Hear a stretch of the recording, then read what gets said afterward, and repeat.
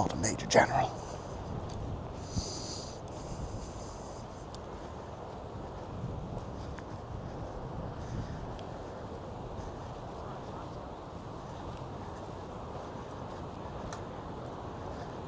Here,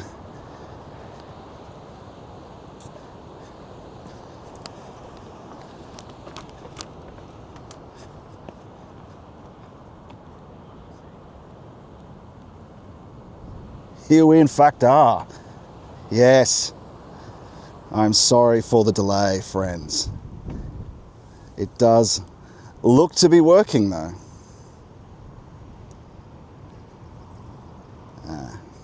Yes. Good.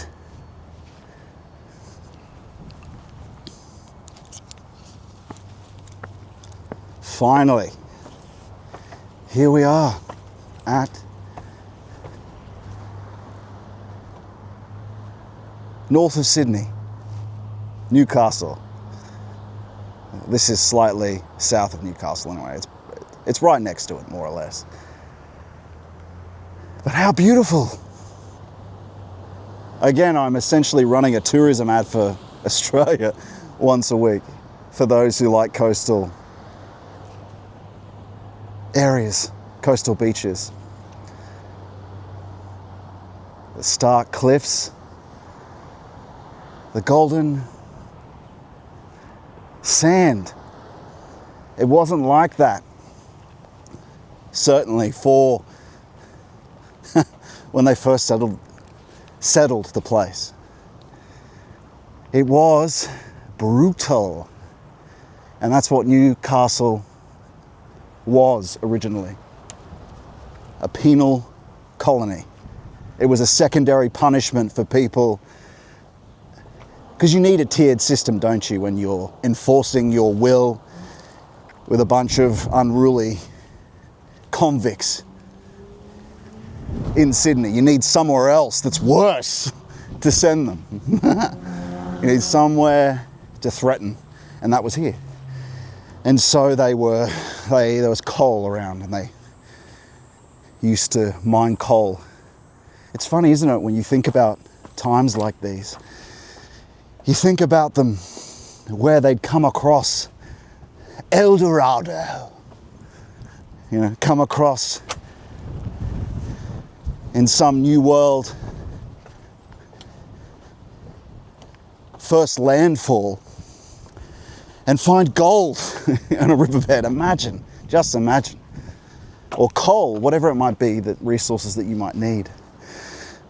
But doesn't that well and truly speak to, even at the time, the predominance of the empirical, the predominance of the earthly in these colonial eras, really, they're searching for resources.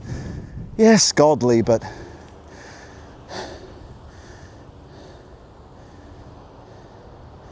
that was the Anglo impulse. Earth. Empirical. That's not to say, that's just the folk spirit though, that's not to say, like some black occultists that you'd be familiar with that are online and popular at the moment, that this is the essential character that it has to be that way. That's why Christ exists, friends. As Steiner says, there are always greenhouses, so it's not a chauvinism to state that there's a certain quality to the Eastern folk spirit, a certain quality to, Eastern I'm not talking about Eastern, as I always say, I'm talking about Eastern Europe, Russian folk quality, not the East, which is decadent in every way possible.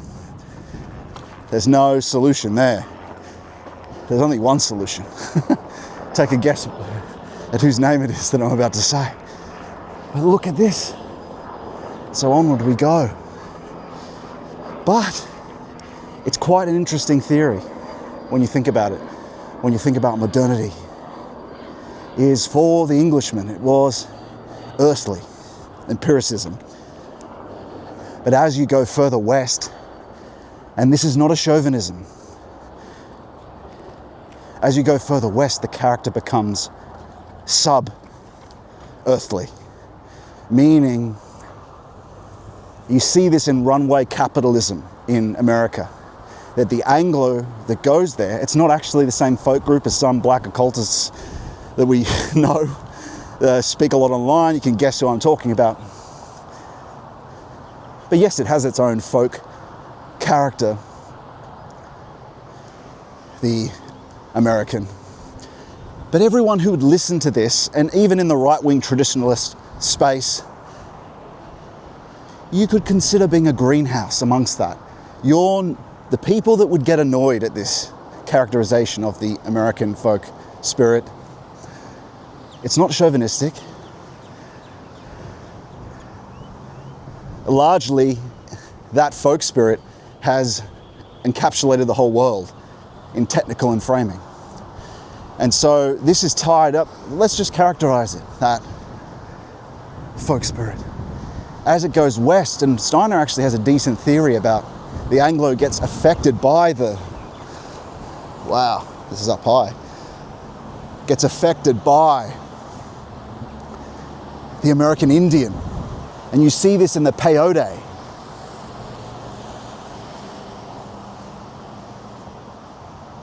Where you see this in Wilson, characterized by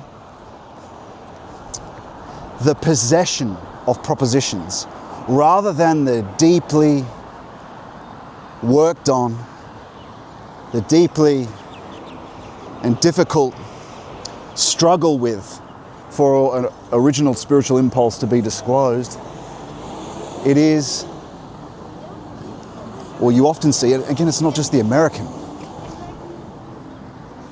You see a kind of rapid attempt to collect as quantity knowledge and grasp quickly without actually working for it, without actually taking a more essential embodiment of it. There are deeper levels of knowing than grasping the abstracted concept of modernity. And so, again, it characterizes a lot of modernity, but what does subterranean mean? Well, when you get deeper down, you move towards a instinct and then a collective one, the subterranean, meaning that rather than looking for a transcendent impulse, it's an economic one. It's a Willsamacht.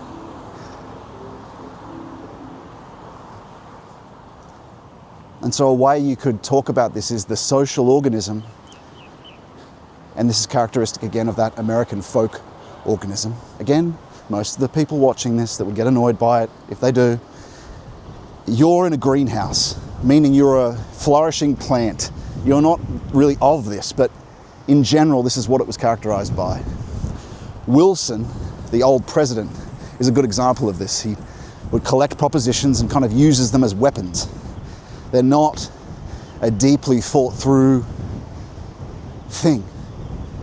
Collect other people's speeches and use them for his own, for whatever end, right? And so kind of possessed by a propositional set. Now how do we understand that a bit better? Okay, so the social organism is its metabolism, where it gets its energy from, its digestion, right? What it needs to eat is spirit. That's its lower organism, right? That's what it eats. Sort of the opposite to us. Now, its regulatory system is rhythmic system, heart. The social organism is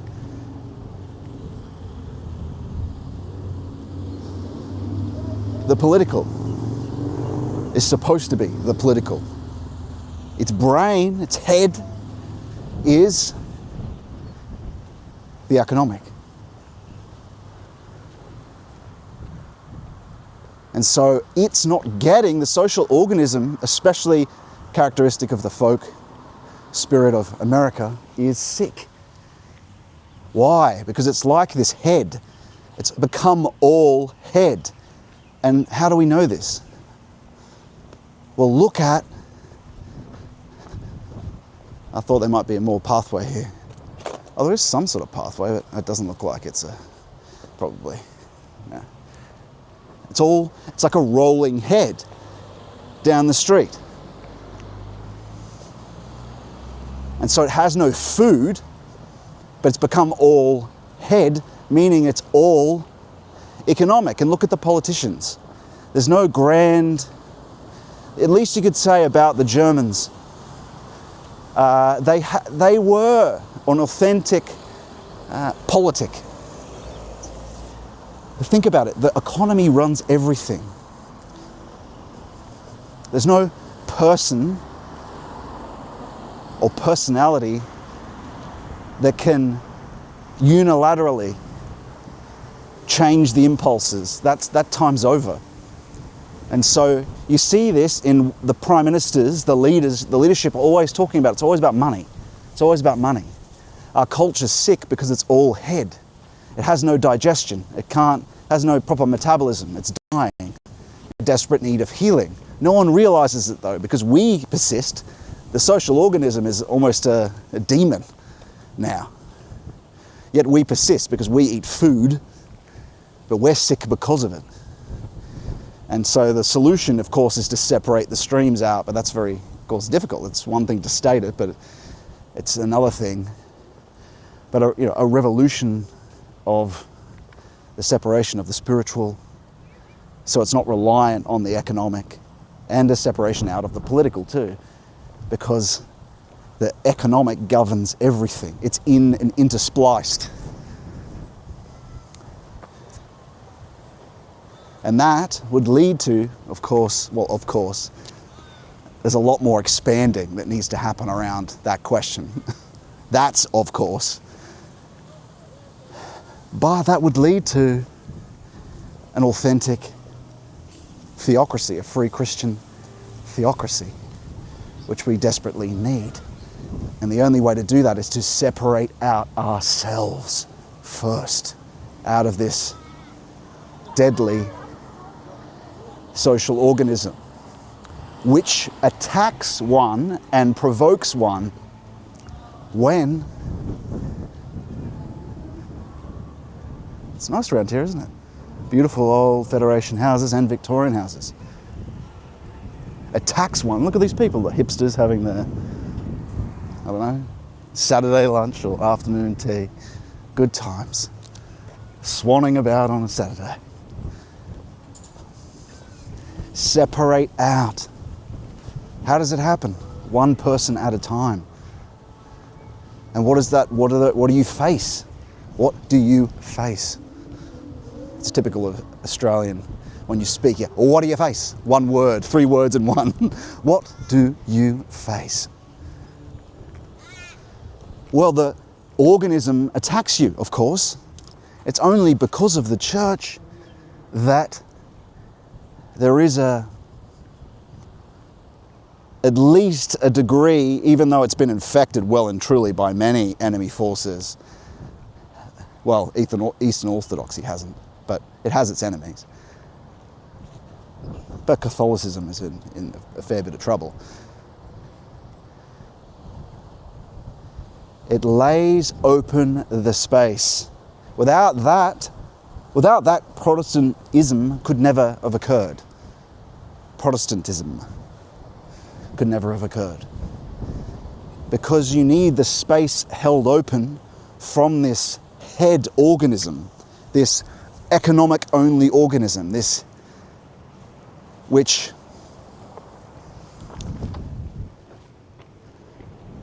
you could see in total rule in communism.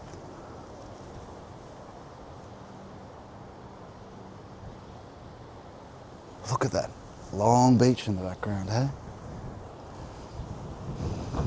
It's only because of that there was a liturgy operating every week. The liturgical calendar laid open a space, or else why? Because if that wasn't there, you would be called insane. Oh, you're insane. You're pathological for having religious experience, for wanting to be a hermit or a monastic. If this thing doesn't hold open the space and assert, doesn't hold open a sacred space and assert, this is true. Authentically, not, it's a metaphor, like some of Anglicanism. It's symbolic. No. You're diabolic. Holds open the space. And so, because the infection of the head social organism, there's enormous pressure on those who, well, that's always destiny that attacks us. The crown of thorns. When one seeks the depths, the depth aspect of the church, the mystic experience, direct, to have Christ live and act in you as a fact of experience, and to attest to it is, well, it's something, of course, that is always attacked. That being said, that can be the excuse of people, say, of certain movements that are not, or don't have a careful epistemic principle, or that are concerned with or obsessed with laying on hands, or those kind of gifts, or that don't use the tradition to guide them and the saints to guide them, right? For instance, an easy example of that is speaking with tongues. It's almost crazy that you could misunderstand it and think that is what that is. Even John Dee has some courageous qualities, but thinking Enochian is a character on a page. It's very modernistic. And then people using them as sigils.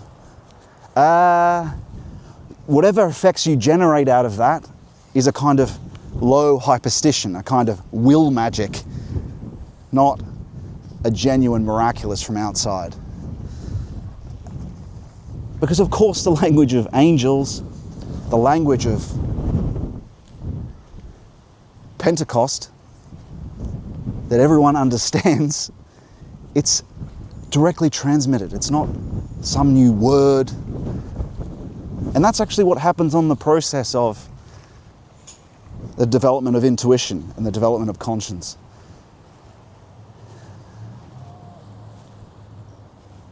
You know, the Lord first communicates with you in dreams, let's say, because of your freedom. And it is through your purification, on the road of purification, illumination, union, that he becomes parallel to you. And so, well, more and more, communicates in words, among many other things, as I've talked about in the lectures of the phenomenology of spiritual experience and how to know it's true, an epistemic principle. You can look at that lecture. And so, from parallel, well, that's where you're on the road to. The Lord can say something to you as the process continues. And of course, one is always checking this with authentic discernment, with intuition, meaning it's verified by the phenomenology that's described by the saints, a serenity and joy, peace with it, to determine, and asking every time this happens, asking, was that you, Lord? Confirming, and then using the rest of the epistemic principle, right?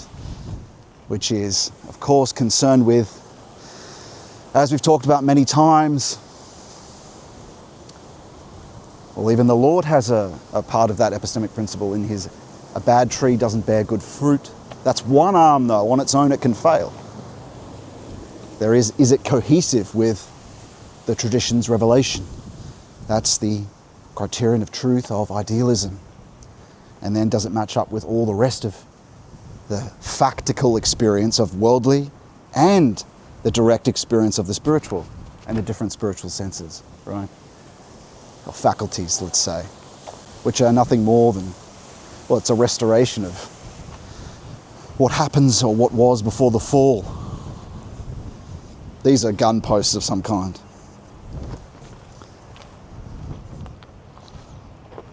I can't even remember why we went there and what we were talking about. Consilience of different things like the senses come together to build a certainty, among other things. And a big help is the saints' phenomenology. To go, oh, what is and we need that desperately to know what's the difference, because the devil, of course, will look to trick you with joy. It'll be a flood, but like a speedy, sort of caffeinated flood of intoxicant. If you're just desperate for some sort of spiritual experience, you'll take it, right? A flood of easy revelations. Wow. No, you should be humble for one thing. How do you do that? Well, there's practices of that. And in this process, we're going a bit off subject from what we were going to talk about, but it doesn't matter. We're just going, aren't we? And so, how do you practice that? Prostration is one thing. Prostrations. Yeah, the Catholics, I don't think getting on your knees is not enough. After you finish your concentration without effort, do 5 prostrations. After each prostration, glory to you, Lord. Glory to you, Father. I don't think they do it. And that helps. That's a practice. Another is, as Unseen Warfare recommends, the devil will try to. You're special. Whatever. He'll try, who knows what words he'll use to try puff up pride. And so Unseen Warfare recommends, and I do this, I'm nothing. Not in the morning practice though. Just, you don't want to be tied up with the provokings of the devil at that time. Just want to go straight back to your, well, that's a big wasp. Speaking of the devil. You speak of the devil? What the devil? And so throughout the day, if any, that's a good one. That's, in general, that works for a lot of things. If there's an opposite virtue for a vice, is to do the opposite. But not every vice has an opposite that you can do. Sodomy, for instance, or casual sex, that's sodomy, right? Oh wow, look at that. Birds just hovering here. You see?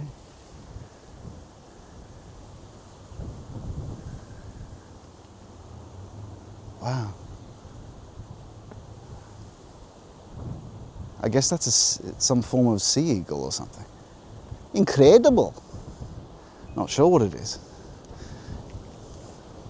Guess it's a default setting, sitting there looking for prey. It's up there again now.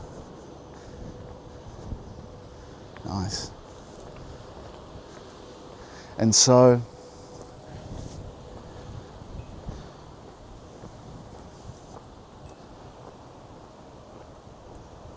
yeah, the folk spirit we were talking about.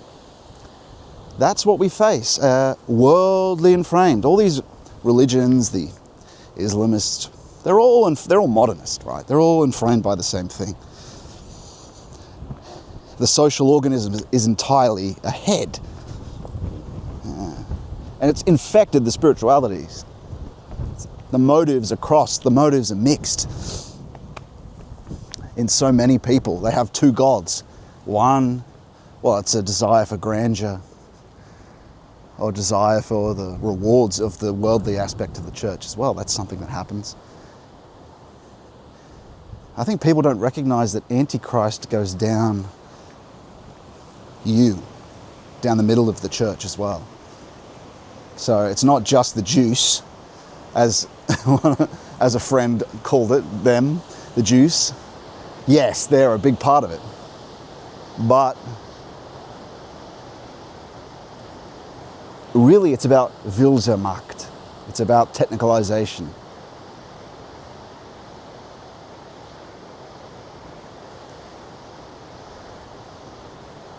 That economic, and that really characterizes America. It characterizes world politicians now, is that politicians and prime ministers, they're not leaders, they're not politicians, they're economists.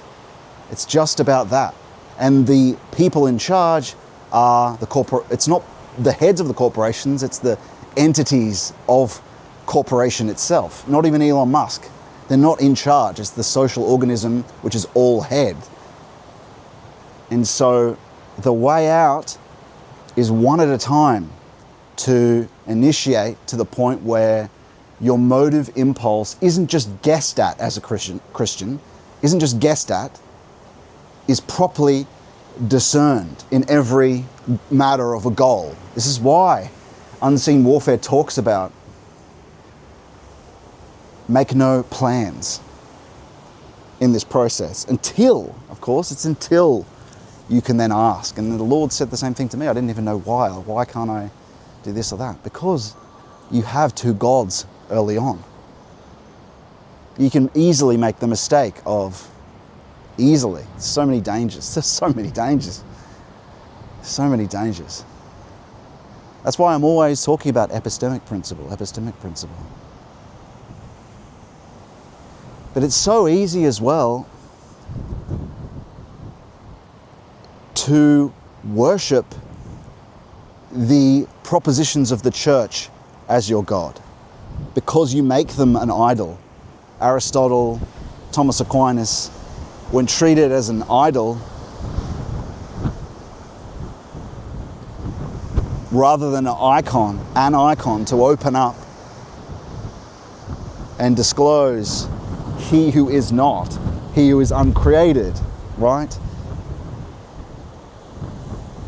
Really, the day path and the night path have to be walked at the same time.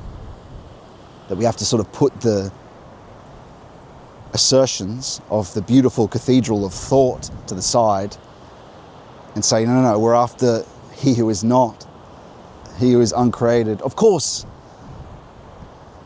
he's here, the Lord's here, fundamentally united to the creation as the bird chirps. And he's right where we were. He's at the ground of the essence of the subject and object, of course. But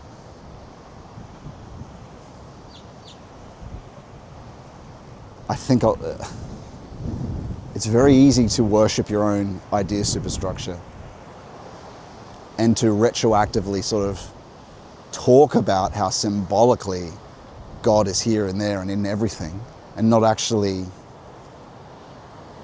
have him disclose himself as a fact of experience for you, which the mystic process allows, which St. John of the Cross talks about, which the apophatic theology is to do with, that you can't really have a true concept of he who is unmasterable. And that language that someone like Heidegger uses, that the idea of the not. And Tomberg uses this too in his last book, talking about, well, we're after he who is not. Das Nicht. Meaning that the way the world is for us in everyday experience, we're after he who is not for the everydayness of how we map the world, right? And that becomes possible through the seventh day of creation, which is constantly here. You could even say there is a Sabbath at the ground of the essence of our being. Think about the six days before the Sabbath. 1, 2, 3, 4, 5, 6. A circle, a closed circle without the seventh day. There is a withdrawn, uncreated seventh day with us. A way of articulating that also is the seventh day is this, mathematically you could speak about it this way, it's the step of the spiral. So without it, it's a closed circle, right? And the serpent swept down a third of the six other days with him, or with the fall, and all the fallen hierarchies that are related to that. And so what we're desperately after is, and how you get to this he who is not for everyday experience, is that Sabbath. Searching for the eternal Sabbath that is with and in you and at the ground of the object too. Through withdrawal into the desert do you find it. Through concentration without effort, which creates in you a poverty. Those who are poor in spirit, remember friends, shall see the kingdom of heaven. It's all there. It's all there. Not talked about enough. We're all called to go through this process of purification and illumination and union, especially now, where this social organism, this head organism, encapsulates and it frames the entire world. It's all done. And is dying, and we are dying because we look to it for our satisfaction, this social organism, or it's dead. And so, in a sense, that's what the life raft's about. You can say, oh, organised minority, you can call it that if you want. It's for everyone though. But the greenhouse is what we need. The life raft is what we need. Through withdrawal. And people are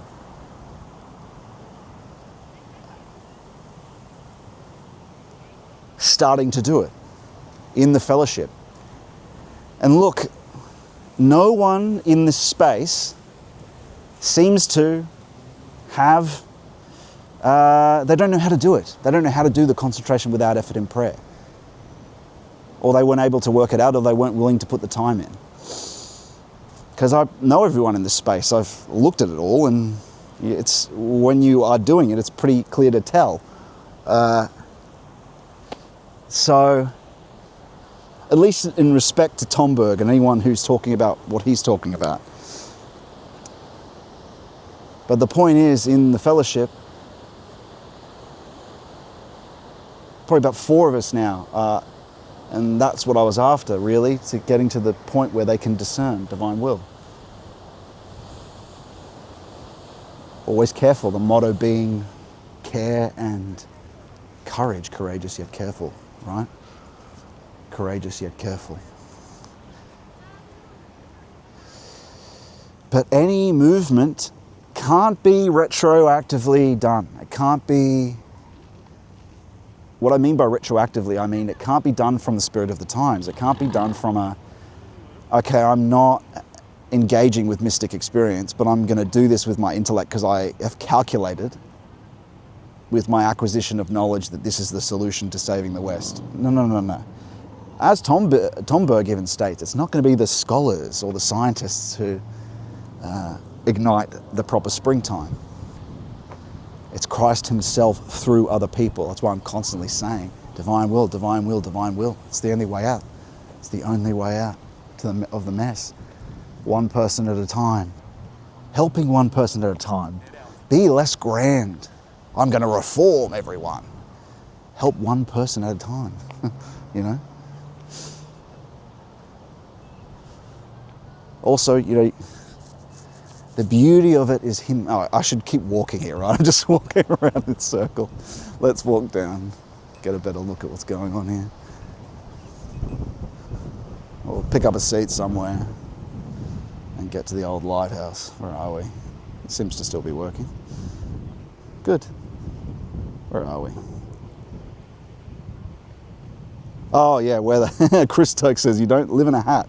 You don't live in a hat. You don't live in a ghetto, Scott. Wear the hat properly. And it's the wind, my friend. It's the wind. Okay. Fine. No, it's too windy. It's too windy. Okay. Onward we go. And so, Christianity understands that there are two principles operating in nature. Or more, when you look to nature, you see out here, okay, survival of the fittest. There are principles that can be gleaned from looking at nature. It doesn't teach, it's the opposite of the law. There's no teaching with nature, although the fallen hierarchies did teach some things very early on, which is why a lot of these perennialist or primitive, all the other primitive religions had the serpent as a something which was worshipped, and the staff that Moses had, you could consider a holdover of that, because of course the difference with the Bible is that the serpent is the enemy and the children of light, right? The serpent is acknowledged in the Bible. Okay, so this other principle, what is it? It's you're being Manichaean. No. They believe that nature is fallen, evil on its own. No. There's virginal nature. And then there's the nature of natural selection. The survival of the fittest. That's a parasite that's, from the fall onwards, attached itself and moves horizontal heredity and that evolution. The other thing going on, okay, here, let me give you an example of what this is. If we look at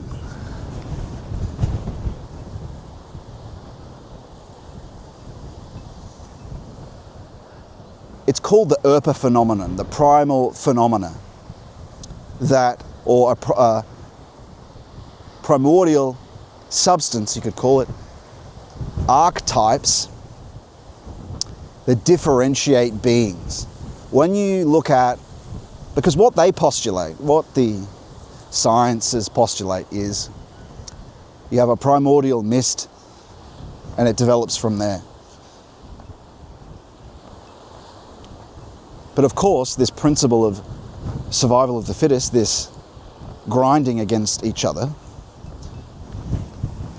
as a driving of a force, this natural selection, that doesn't occur in the cosmos, doesn't occur in the cell, doesn't occur in the atom.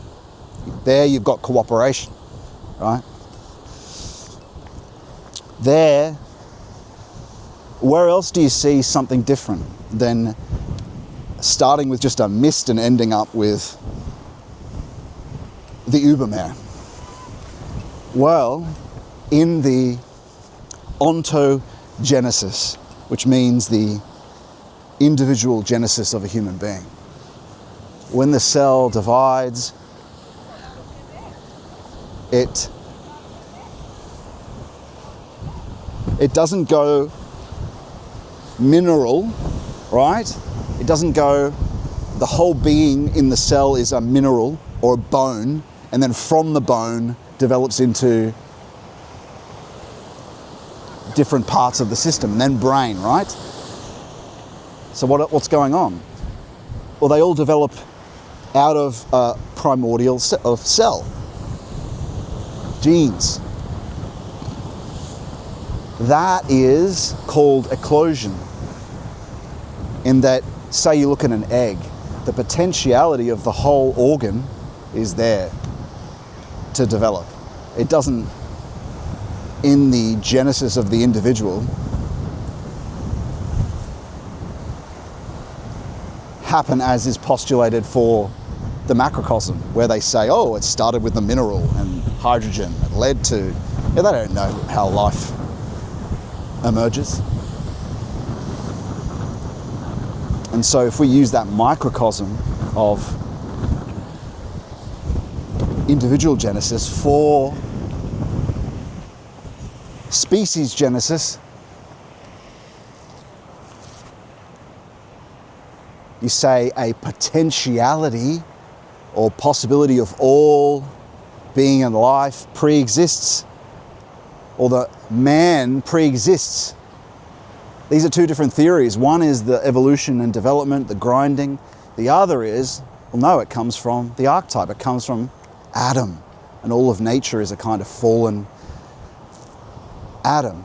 And the cosmos, I mean, this is complicated, of course. I'm going to do a lecture on this, but the cosmos, man already exists before his body is prepared, is a way of putting it.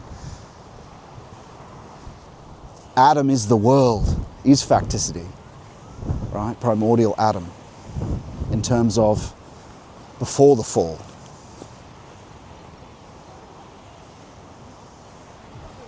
Virginal nature contains Eden. Mary contains Eden, you could say, right?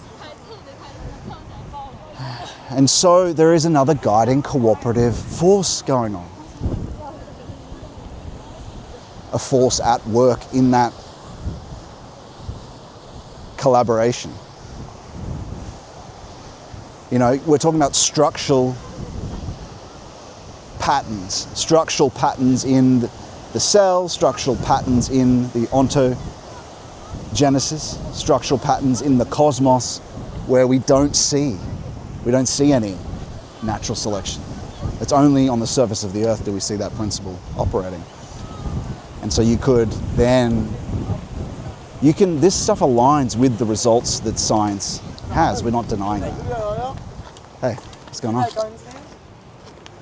It aligns with the results, not the theory, of course. But you have to really lay it out cohesively. Not that this isn't cohesive, it's just isolated. Lay it out very carefully to show it. But the point is, and this is postulated by certain scientists, Desjardins, French one, talking about the omega point, a final cause, a agent of growth leading and guiding the development. Just as in ontogenesis, there is a guide to the development of the different cells as they split, right? Different organs, that it doesn't come from bone to some plant, then, you know, you get brain cells all happening at the same time. Expand that out to the placement or corporality coming into being. That's what the 7 days of creation talk about, and they still happen right now. But when it originally unfolded, I mean, the fall is prior to all that. The giants, all that stuff is proto-historical archetype. They still exist now as historical archetypes. A spiritual being, it's part of the cosmos. It's part of the cosmos.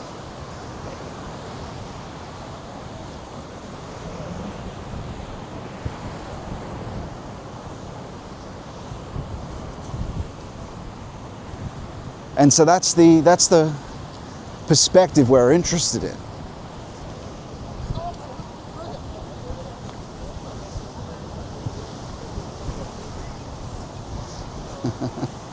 That's the perspective we're interested in.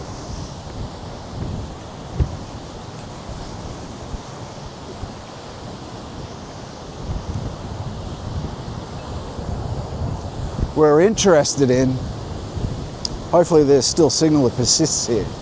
I'm going to put you on forward mode. The perspective we're interested in here is from the perspective of a ship, when a ship is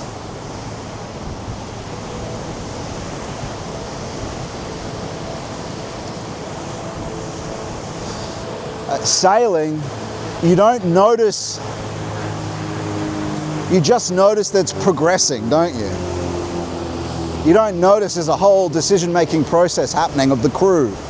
And so the exoteric and how it looks for the Spurg scientism is it just happens. It just happens. But the evidence can quite easily show the other. It's the interpretation that's the problem. And this becomes clear. The evidence is obvious of the account of the truth of Christ if you just do the practices. Because the almost juvenile empiricist, juvenile physicalist who looks at the person that's presenting idealism or the truth of religion and themselves almost as a cope, kind of calling it, maybe they'd say the same thing. But I would say, and what the response should be, is that you're a dilettante. You are a surface-dwelling dilettante. And that wouldn't even be, that would just be speaking the truth. It wouldn't be combative. Well, it would probably be combative, but it would be speaking the truth. Because a dilettante is someone who doesn't look to a deeper essence of things. It's just all you did or do is gather surface phenomena, not seeking to deepen to beneath the senses, to something that's transcendent and faculties that are transcendent, that display themselves to you if you're just willing to look long enough. And that's what you'd say to them. You just haven't looked at being long enough. You've just taken a glance at everything, including the scientific evidence. And that's, again, not to say we don't agree with the facts. They align perfectly well, actually. Whoops.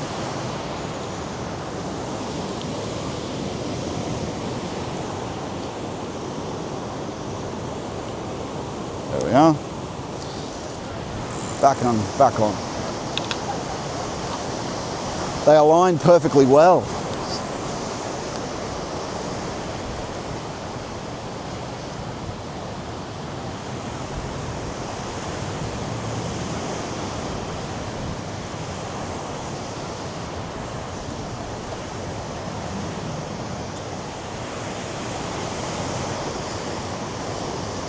These are people aren't willing to put the time in. People aren't willing to risk what that social organism pressures them with. Because their goals and the whole idea structure of their being is tied up with the technical structure. And so it's this enormous pressure. No, what if it's not true? What if I put the time in? I'm wasting my time. Demons. And think about it. You've got a whole tradition of people telling you, saints, even if you want to listen to all the scientists and what they're postulating, the fact that one wouldn't actually give both the time. But in terms of mysticism, though, I don't mean just going to church on Sunday. I mean actually doing what's necessary in effort and grace to withdraw enough so you become poor in spirit. Any great thinker should pursue that. Most people have been brought up in the scientific mindset and have already given it that time. And so you should take a year to do this. If so many people, so many saints have said so, it's, again, dilettantish to... Because I've seen the other side, but these people haven't. But they, like I said, dilettantes, they just push their own... You know what? They don't even push their own. They're not pushing it, their own view. They are appendages of the social organism. I don't mean like society. No, I don't mean that. Like, yeah, society sucks. I don't mean that. I mean the collective egregore, right? The sort of like a technical demon. They're just expressions of think about it. The everydayness, I'm going to say we, because we're all guilty of it too. We don't do much more with the thinking that comes to us, whether that's stopping it or looking to what sends the thinking in the first place, because that's possible. Getting deeper into the unconscious, to the imagistic, dissolving that further to the inspirative, dissolving that further collaboratively with Christ to the intuitive, to the black, to the uncreated. Spiritual touch, the truth of the heart. These are deep down things. But what sends the thought is kind of thought as a whole, imagistic. It becomes while it's being purified, while your feet are being washed. But no one does that, right? So all we engage with, is this thing that appears, this diarrhea of thinking, this diarrhea, that gross word, of course, but that pops up, right? The surface, that's just the surface. The propositions, the chattering mind, is actually dead. It's the dead abstraction from a very long process that began a long time ago as impulse, as first beginning, as Luciferian first beginning, in terms of right after the fall, right? Or more when humans are first incarnated. It's only now that this intellect is separated from the impulse. It begins as inspiration, even if it's a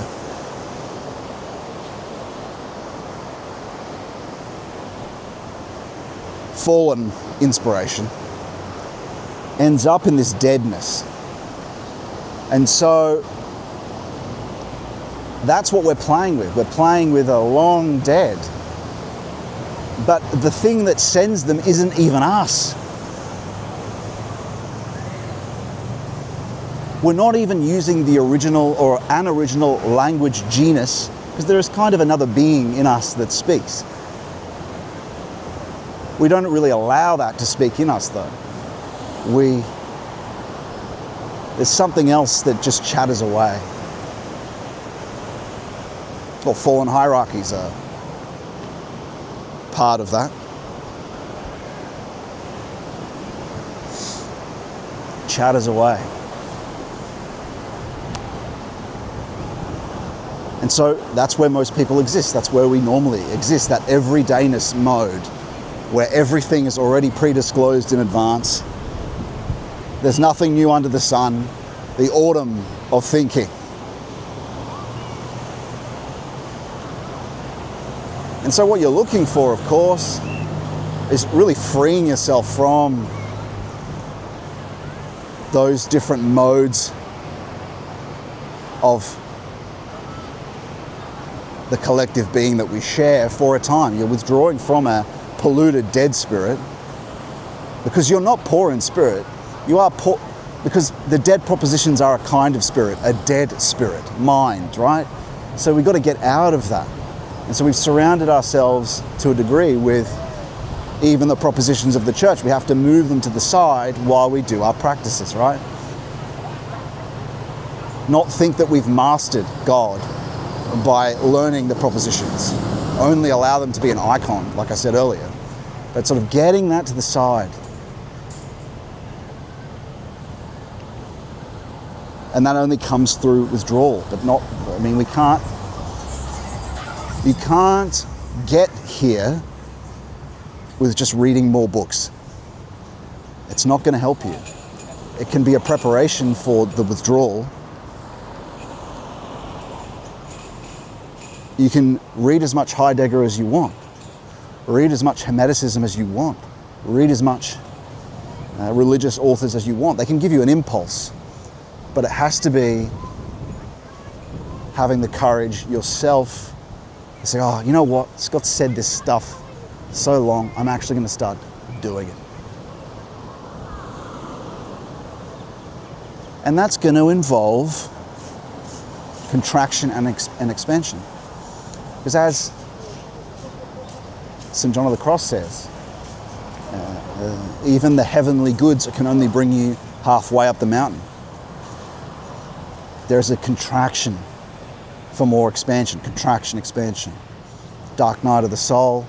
It happens in off on, right? And that speeds up in the process. Dissolution of will forces. And that's how you know it's true too. If you're just experiencing comforts and that's all you're after, I mean, you'll get that, but then you end up with charismatic movement. And it's not Christ. And there's too much of that. There's too much fake Christ out there, you know. He wants the good for you. The good for you isn't like giving you an endless prescription of Oxycontin. That's not good for you, is it? A strengthening is, though. Also because the depth of sorrow unfolds a true, deep, essential love and care. Not well, I'm going to call it again, a dilettante feminine care, undeveloped feminine care that just comes from low empathy. A care that's also fatherly, an agapic love, where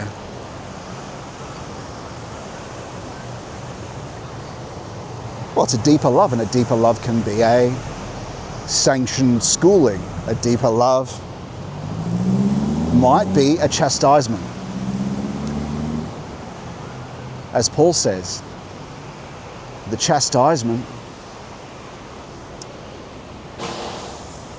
it should be something that, well, it wounds you. You don't want to do it, but you have to follow divine will. God, Paul, incredible, man. Incredible. That it's such an important account, St. Paul, because he's an initiate. He's been initiated in terms of the mystic process overnight. He has the phenomenology. And as I've said many times before, it's not, you know, he's not speaking symbolically. He doesn't have this, it's something different than everyday experience that we have. Christ lives and acts in him. He's not speaking symbolically about that. He sees the eternal acting in him. The unutterable groaning. And so too can you. That's unutterable groaning is something that happens in the process. And as the Way of the Pilgrim talks about, so many things like that. Oh, that's what he's talking about. You know? So many things become clear. A rumbling of spiritual touch actually is a groaning, unutterable, right? You don't hear it, it's felt. Felt. The immediacy of touch it has.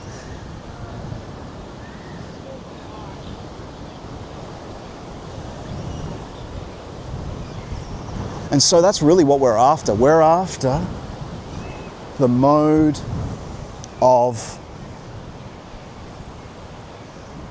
getting out of the mode of natural selection and will to power, because there's something else guiding happenings and cooperation. And also something else that calls us to do more than just be moved around by archangels, archangeli, like Joan of Arc was. We're in a different time. There's no more Joan of Arcs. It has to be something that's freely engaged with first. In the 16th century, it was a kind of, the development of the individual is still required more direct interventions. Because she didn't bring about. That wasn't from mysticism. But now, more and more of us have access to it, especially now, right? Through St. John of the Cross. I mean, we all have access. Remember, St. Teresa of Avila couldn't even get access to the Bible, right? She couldn't read Latin. What didn't the Lord say to her? I'll be your Bible, something like that. Wow, look at this, huh?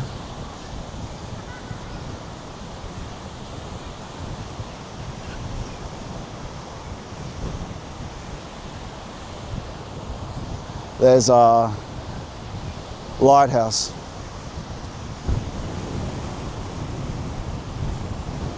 I wanted to try and get up there. I'm not sure we'll make it. We'll go up to this fort and then we'll try to find somewhere to sit down. I mean, they've really got it here, don't they? They're living the life. It's definitely a pretty place.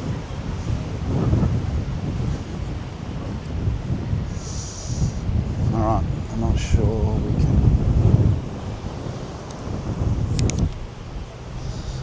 See, yeah, we can. Okay. Let's go for a walk. Lovely.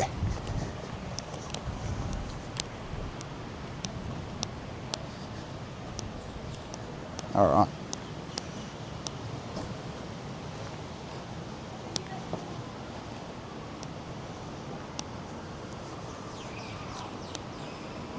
Chris Stokes says the skate park justifies the backward hat. You're good now. Probably not. It's a bit juvenile, but, you know, this country is savage. I think the ozone layer has a hole in it or something around here. It sounds like some fake factoid, but I'm pretty sure it's true. Pretty sure it's true. Okay. Here's that fort. We ended up here once. But we'll go further. We'll jump on the ferry, I think, too. We can do that. What were we saying? We were saying...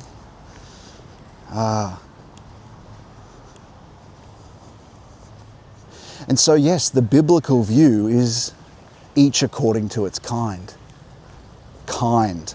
What's kind?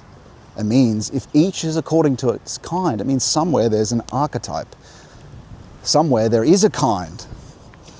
It's not just a spectrum. And so there is a domain, there is a day of creation or a sphere of creation that is where virginal nature is. And so, you know, the Manichaeans think that nature's evil and the spirit's good, or something along those lines. The scientists think, well, nature is good, it just is. But they are both mistaken at that they don't draw a difference between a cancer. If someone's treating an illness, they see a cancer in the being. If you think about virginal nature as the comprehensive being, and then in it, through the fall, a parasite comes and this individuates all beings as individual beings, right? And starts this grinding process as an alternate to being with God and having all the faculties of the future, essentially. Instead of that, we take the promise of being as gods and have a separate developing reason, from instinct to reason, from a primal Willsamacht, a will to power, desiring an all-encompassing reason to be as gods, as an alternative, a fake freedom, as we've talked about before. And so this is like the scientist, if he was a doctor, saying a cancer is the same thing as the patient, which is, well, horrific. Which is horrific. And so this is how we understand how reality is. There is an inessential parasite. It operates here. God, it's about freedom, that he's not just intervening because you have to freely come to him. Not fake Christs either. Well, not things that masquerade as Christ. Prosperity Christianity. Well, wish fulfiller.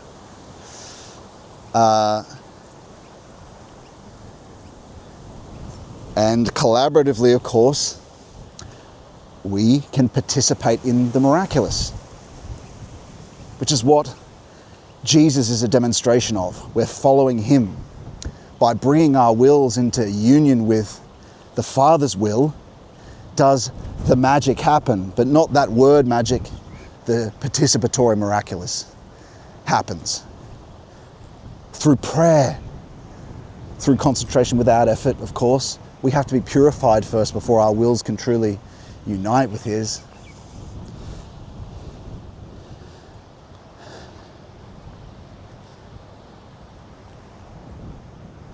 And so through that, that's where He helps us, of course, when we approach Him properly.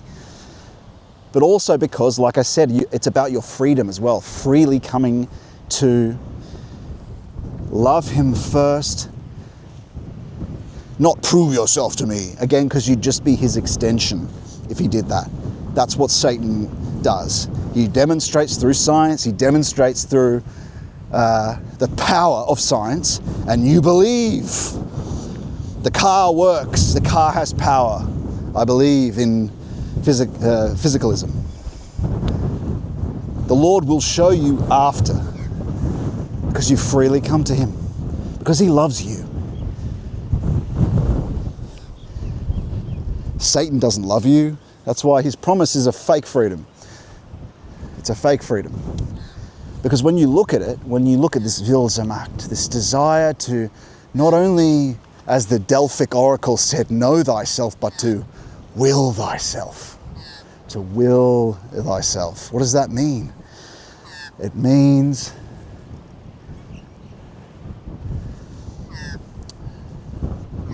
to rewrite, to realize whatever one wishes of oneself. Think about the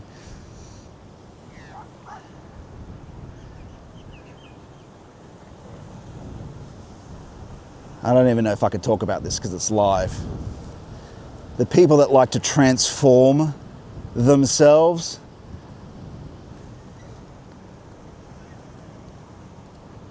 to a different type of Pokemon. A feminine Pokemon instead of a masculine Pokemon. Those Pokemon fans. That is a desire to transform. Based on will, right? Self-willed, propelled. Out for itself in the world without, to be free of any necessity, right? Because to be free of necessity means that you're not stuck with some biology. That's why I use that example, although it's probably a silly example to use because it's not so good to say on YouTube, right? Anyway, I think maybe we encoded it enough there. So they're the ultimate Nietzschean, self-willed. Anyway, in many ways we love Nietzsche, right? In terms of his discovery of the inappropriate deadness of the false ideal, the false, well, the dead propositional superstructure, right? His desire for freedom was important, but the solution was incorrect. And I've talked about that a million times. The point is, self-willed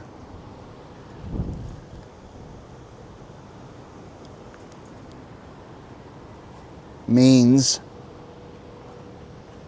realizing anything free of necessity, biological necessity.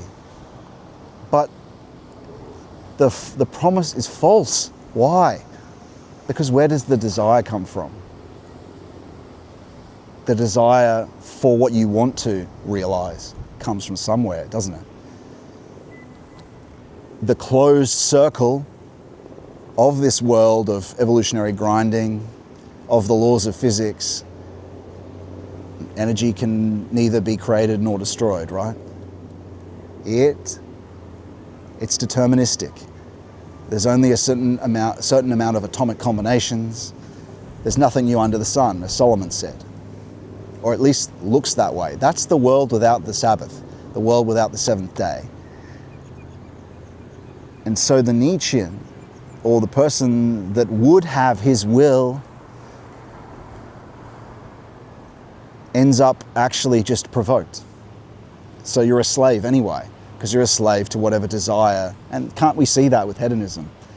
That you're offered this internet that in a sense frees you, and people role play and go in these weird Discord servers pretending to be weird animals and all sorts of furry, that sort of thing, right? They play their role-playing games. And actually, I used to really like fantasy games, role-playing games, Tolkien, for instance, right? But you can see with certain titles, Baldur's Gate, there's a lot of weird proclivities, let's say, being expressed in that.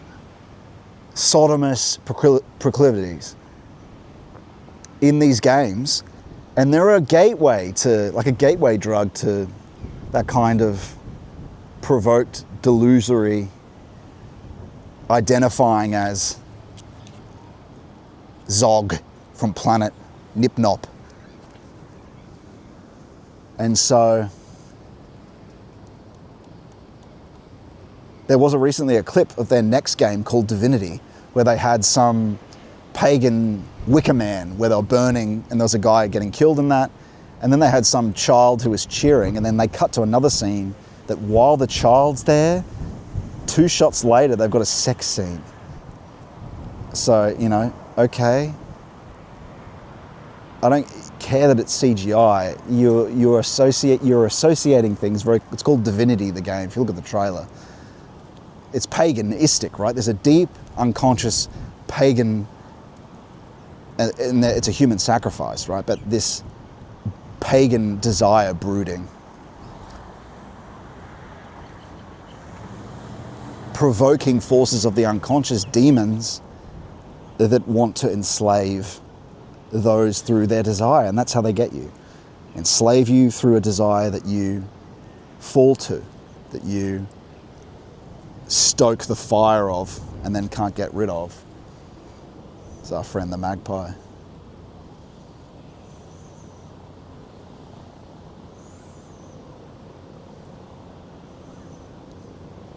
Yeah, so associating things that shouldn't be associated.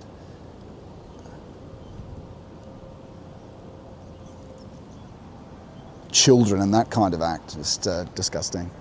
But yeah, you can see it certainly rising. And the games industry, look at Bungie games. For Bungie in 2002 or something, and then now, and look at the staff. And look at some of the staff clearly have a delusory ideology. Not even ideology, they're possessed by these provoking demons that they feel they are free. And this is the freedom of Vilzamak. This is the fake freedom where you're just provoked by a Slaanean demon like Warhammer. That's what it is.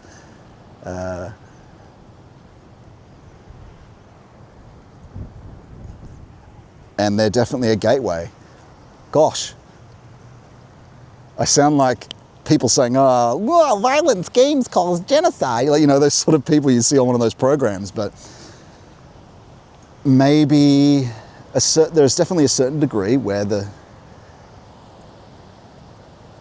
satanic panic is correct about stuff like that. Look how degenerate. If you look at Dungeons and Dragons, it really is. It's a gateway for perverted sexual activity. Just look at the people, look at their physiognomy. It's called Critical Hit, this show. I mean, we're getting a bit political, not necessarily political, but we're describing a spiritual phenomenon. But just look at them in the hair color and the physiognomy and the body language between them. It's just weird. You can just tell there's a weird sexual perversion connected with these people. Their painting of the nails, it's not sort of goth. It's there's something else going on there. Is that role-playing kink can just develop into, this is demon stuff, right? It's just innocent. Oh, I'm a baby. Like, just weird. That's how demons stoke weird degeneracy that enslaves people to the surface. And the worst thing to get people is to enslave them through sexuality. That's truly beastly. It's truly to be of the senses only, the surface senses, when we are so much more than that. And, you know, the Master, our beloved Lord Jesus Christ of Nazareth, it's a great, incredible sadness to him. You know, he loves everyone, and he has a plan. If we could just see and follow, if we could discern divine will and follow him, he deeply wants that for everyone. Even, I mean, a way of thinking about it too is when we crucified him, when he was crucified. Think about the baby's love for a mother, that innocent, deep love for a mother. He had that for everyone there. He loved them. Imagine that you deeply love everyone like your own mother, and then your mother is who's crucifying you, right? You deeply love, as a little baby, loving like that, like children. The Master tells us to love like children, unless you become like children.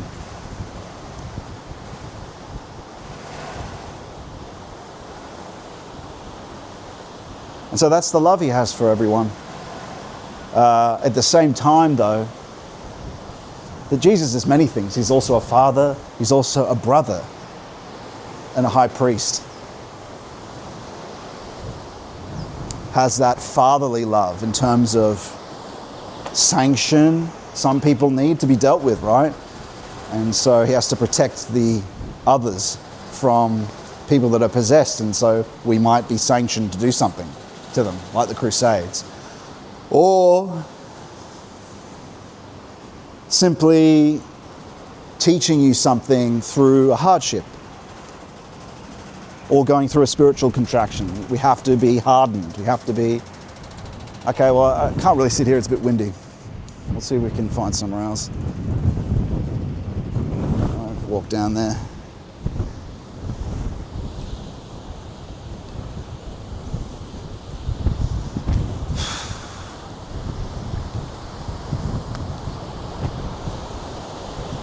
Oh, we'll keep going. Just keep going, see if we can.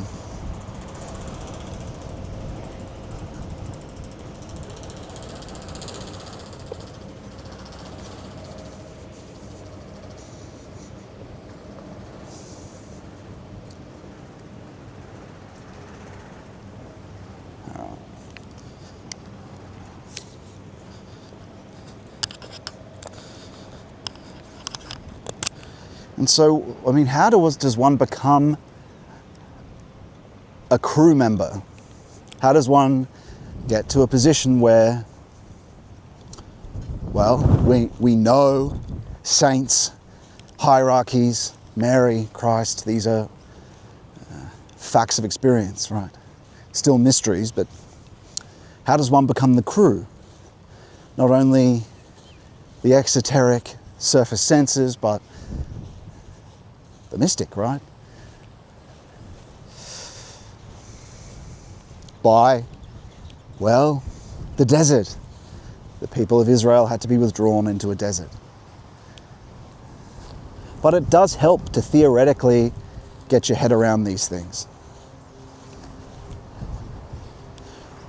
Through the description of a cosmology that fits in with science, because it's true that 7 days of creation are true, but they have to be expressed how they sort of function archetypally. And the only person that can help us truly learn that is the Lord, because it is very difficult and very esoteric. Because people, I'm sure that question has crossed your mind. Well, okay, how does this account align with the geological record? And is it symbolic? Well, no, actually. And we'll do a lecture on it, but it's something that really needs to be unpacked. But we have to see things and begin to see things archetypally. Prototypes, species. And so when the realists were talking about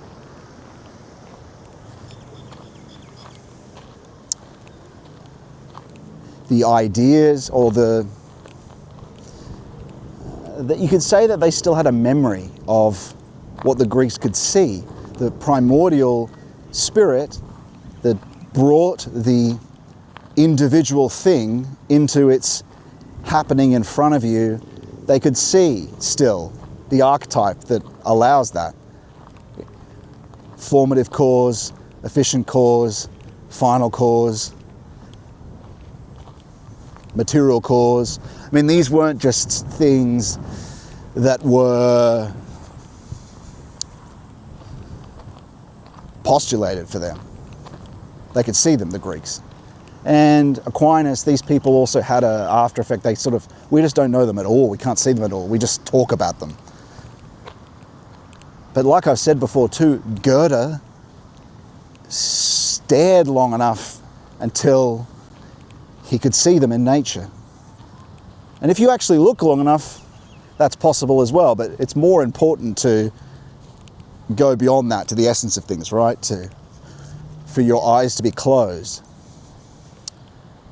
rather than to seek a spiritual vision of something. Because nature's kind of secondary. What you want is the essence of things, that which is the essence of the subject and the object, to communicate with the Lord. Gosh, we need to find a table somewhere to sit so we can read our book. I'm just going to get a drink and then we can sit down. Maybe there's a table at the top of the Lighthouse coming up.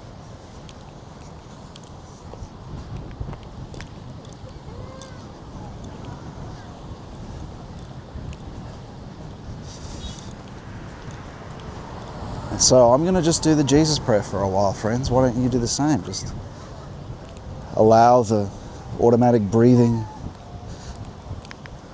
Put your attention where your breathing happens, where your diaphragm, wherever you can feel around that upper stomach area, your breath. Don't control it, and just, Lord Jesus Christ, Son of God, have mercy upon me, a sinner, right? Just, but slowly, in automatic breathing, let it determine the speed of it in your head.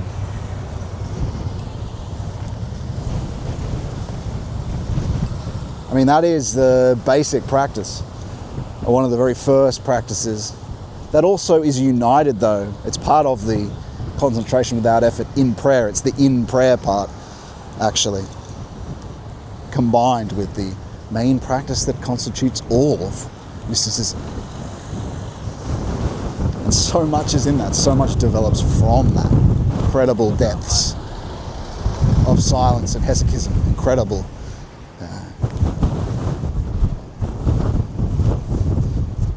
spiritual touch, the truth of the heart, victory,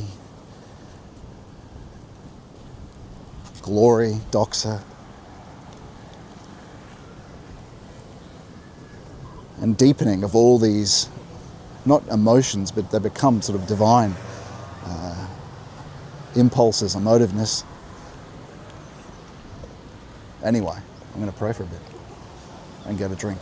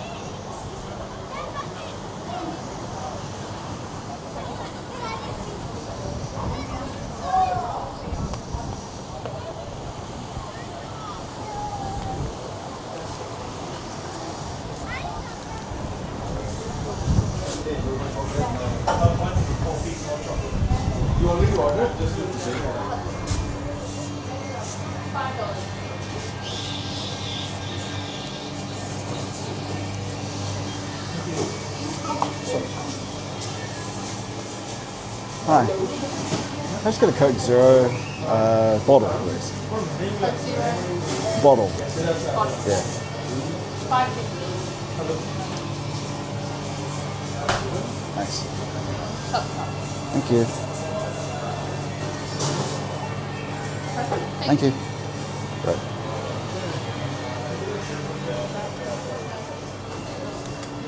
Oh, sorry about that.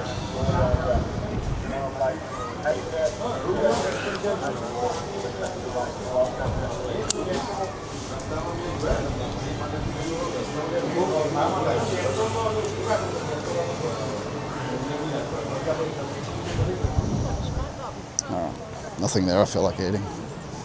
Let's go. Sorry.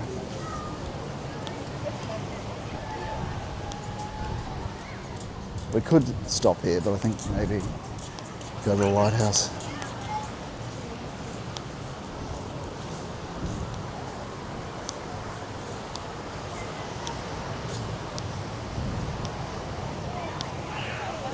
Yeah.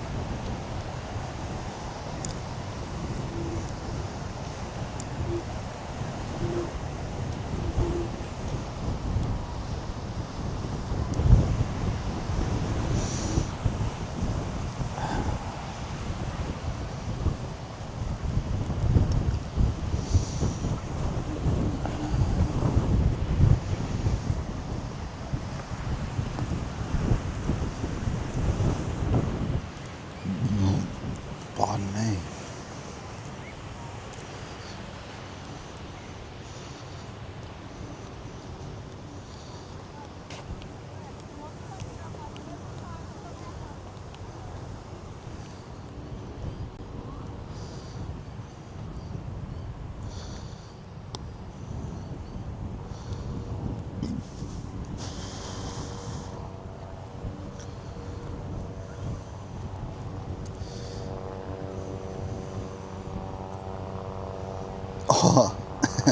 Port Authority of New South Wales would like to acknowledge the scratched out peoples based. We like that.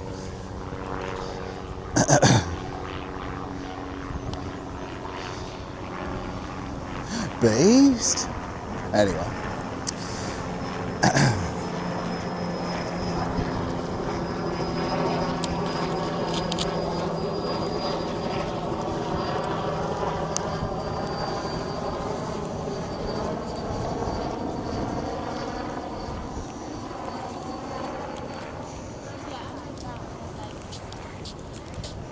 It's not closer than Newcastle to Sydney.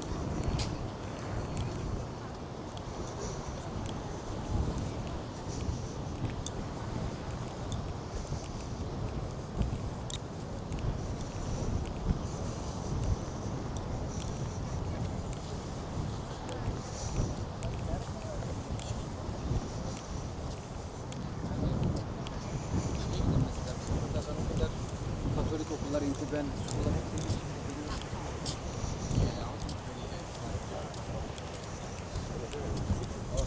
They don't know the waking up.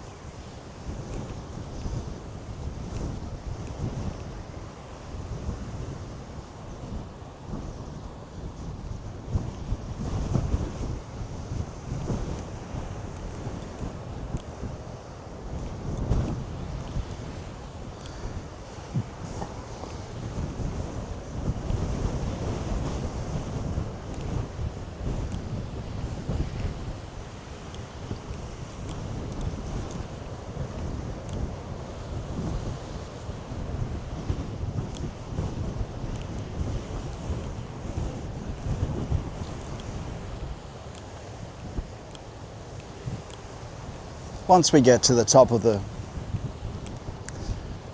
Lighthouse, we'll talk about some more stuff.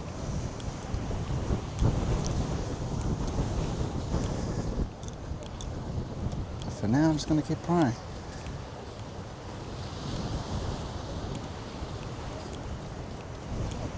But we might as well take this as an opportunity to mention that next week, the 19th, we've got both our monthly group talks for the US time zone and European time zone, where it's incredibly helpful to see how others are progressing in the depth life, especially now. I can tell you that it's certainly helped others to progress hearing, not only from me, but from them. And also helpful to me too. Especially now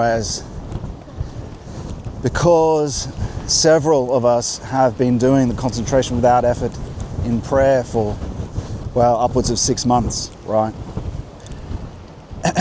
So it becomes possible to begin to take the first tentative steps in discernment.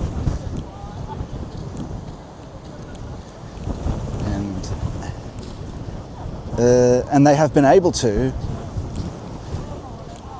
discern divine will. For 3 of us anyway, not including me. 4 of us in total.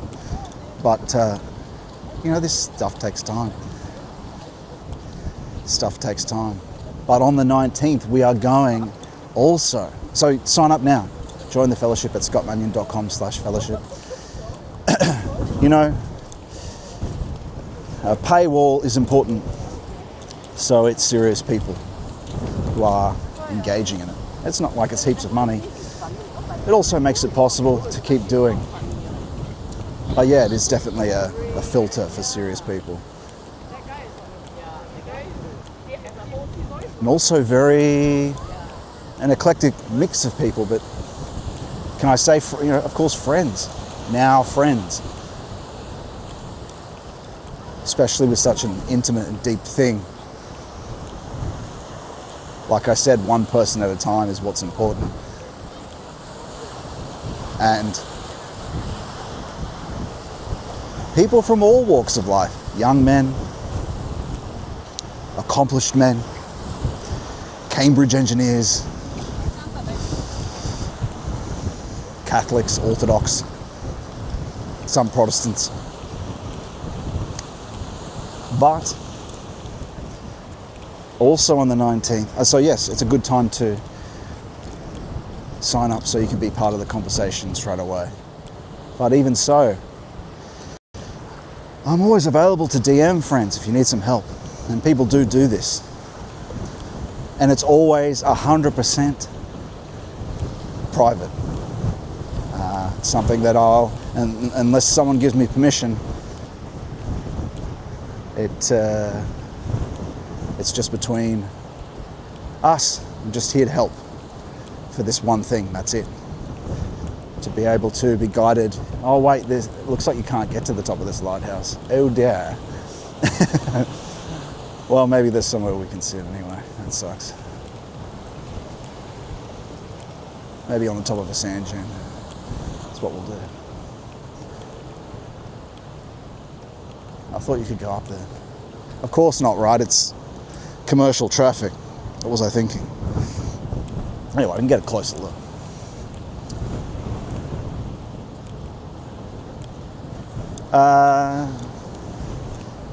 Yes, confidential.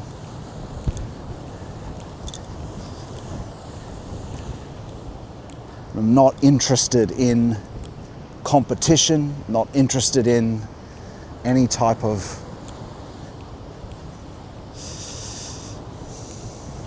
it's just about helping friends be able to disclose the depth life.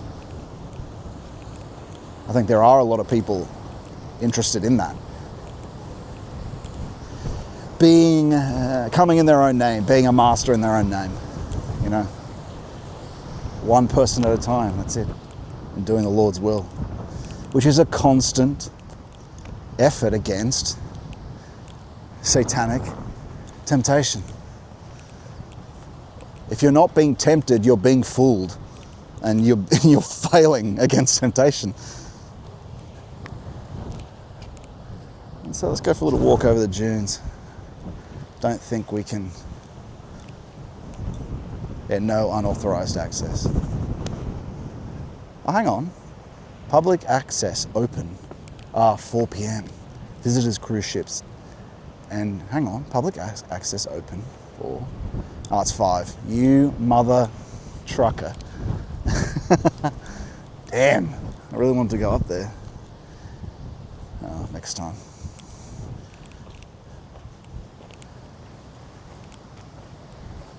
Okay.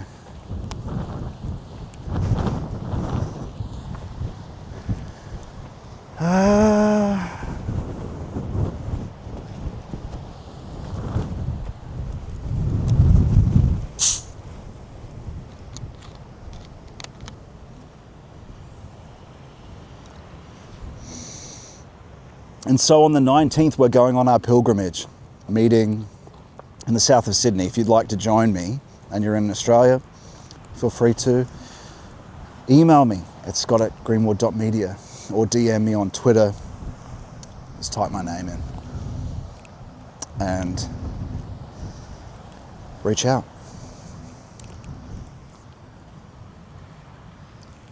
We have permission to pray at the Macedonian Orthodox Monastery south of Sydney, and the details are on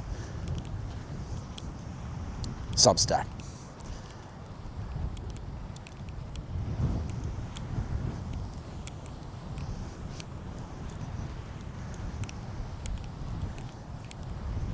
Okay.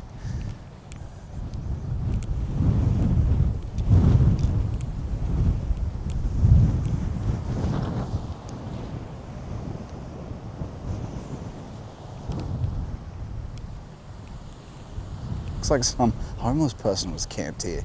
Go insane with the wind noise. Maybe they are camped here now. Probably not.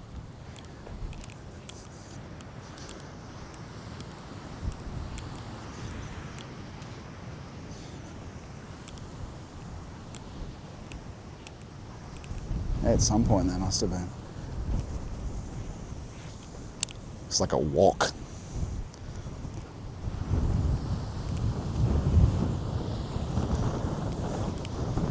All right, this is going to be a bit boring until I find somewhere to sit.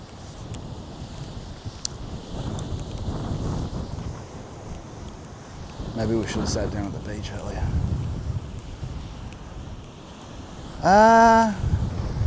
Decent view, maybe on the rock.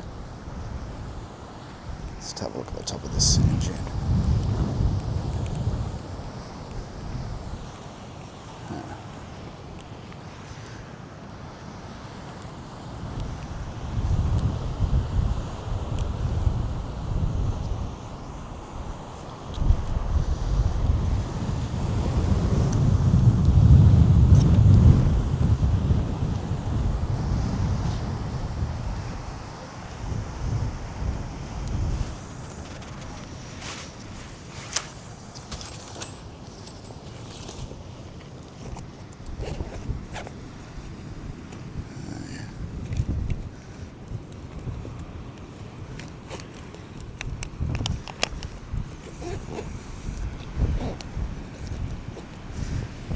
Okay.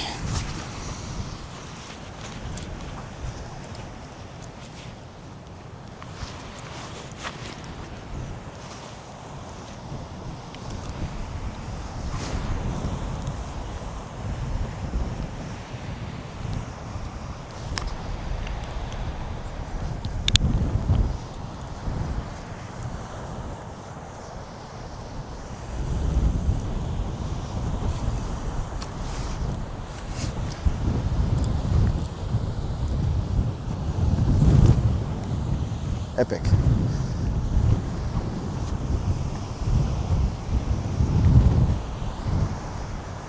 Okay. Content. Great content. We'll get there. We're getting there. Oh no, I don't want another rash. These damn grasses.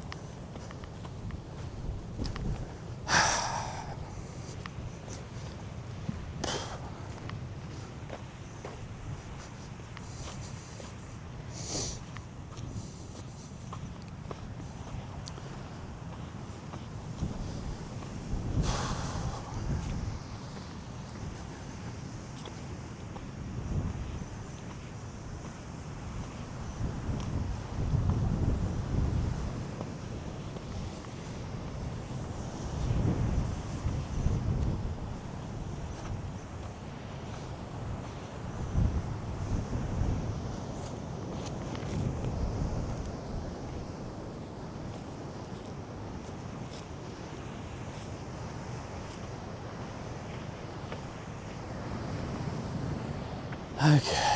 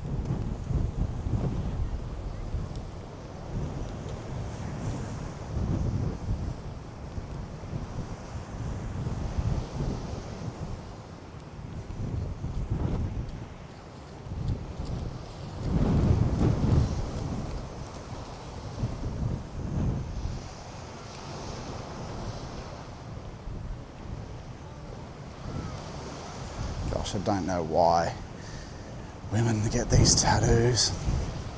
It's so terrible. Terrible.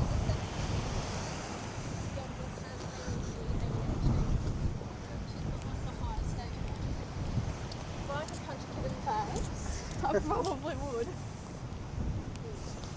Unaristocratic. Although, I mean, what aristocrat is to aspire to anymore? And of course, the true ennoblement is of the spirit. The true nobility is of the spirit, but not of effort on its own, not of what people such as Avola talked of. It's all will. It's actually Willsamacht. what purpose is there of overcoming nihilism if it's merely Oh, why, what's going on with aims? Like, why, to be this arbitrary will, self-willing? It's the same thing, even if it's taking an Eastern approach. It's a egoic egolessness, egoic in your assertion of egolessness, and not serving and being an expression of divine will. Severing true contact with the divine, perhaps forever.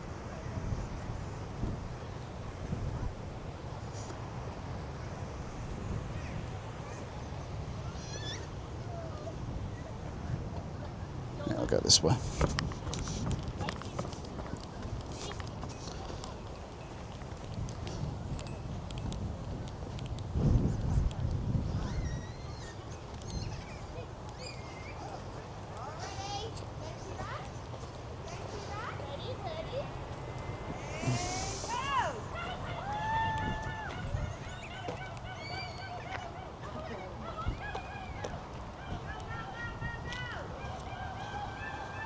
And that's where we were talking about.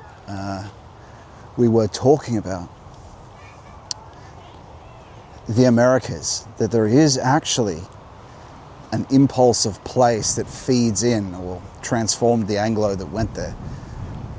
The folk spirit, the collective folk spirit that now persists there. Rudolf Steiner makes a pretty strong case that it's the transformation comes from this American Indian, and it's a subterranean thing, which we see a symptom of this in peyote, in what the American Indians use, a material to try plunge into a kind of nature mysticism, subterranean, of course incredibly dangerous. But you see this developing kind of false spirituality. Thankfully, Christ has saved a few people who engage in that sort of thing. But you have to wonder,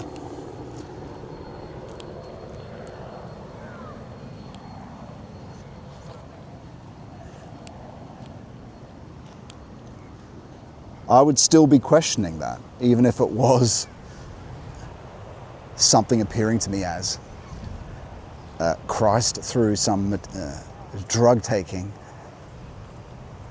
And that's the truth of the true mystic experience, is it is the height of sobriety at the same time as being the depth. Fully conscious, not a mediumistic, swooning,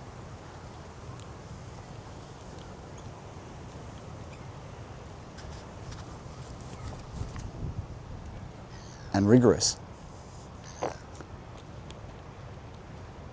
but full of life at the same time, which is the Christian way. There's only one way. But yes, you can certainly see that.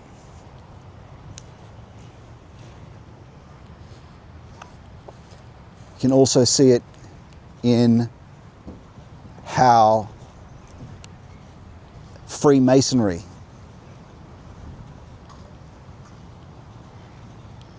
would formally express itself in firstly trying to keep things esoteric, not wanting the general populace to know, to feed them a materialism, but also to practice and promote a mode which I think they're probably going to fail in the end, hopefully, because they're dead fraternities now. But at the time, they weren't. And they promoted for the general populace a mode of physicalism. Meanwhile, they were trying to develop in man, and Steiner articulates this so ahead of his time, trying to generate an obsession with connecting oneself to the body. Sensuousness.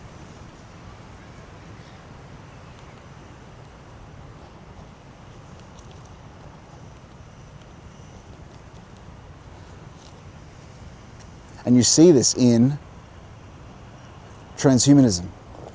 You see this in Arnold Schwarzenegger.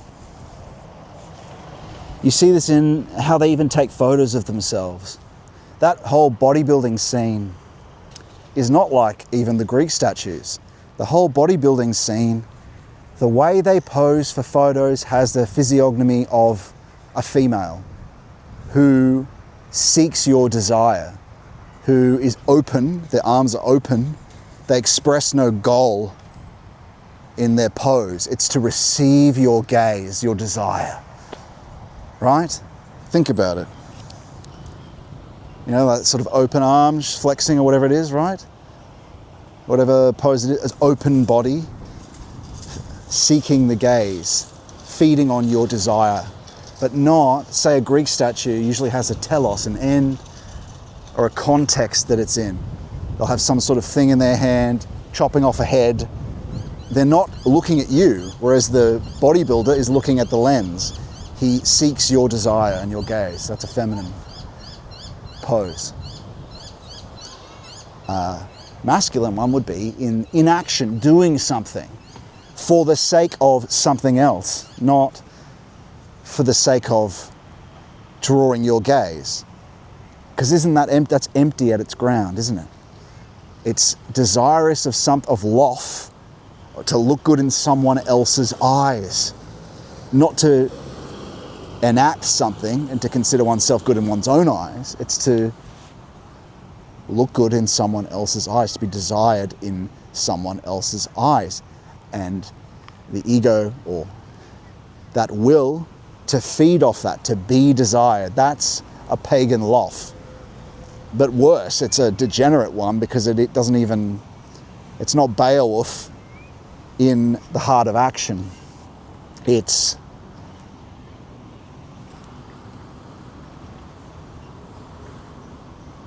no action at all. Receptive. Where are we? Well, I guess we could do it here. Not much to see. Usually like to get a better... Oh wait, there is one table over here.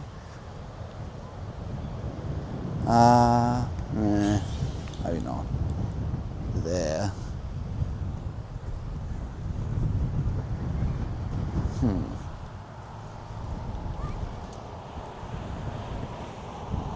Let's see what we can see a bit further down here. If there's anything.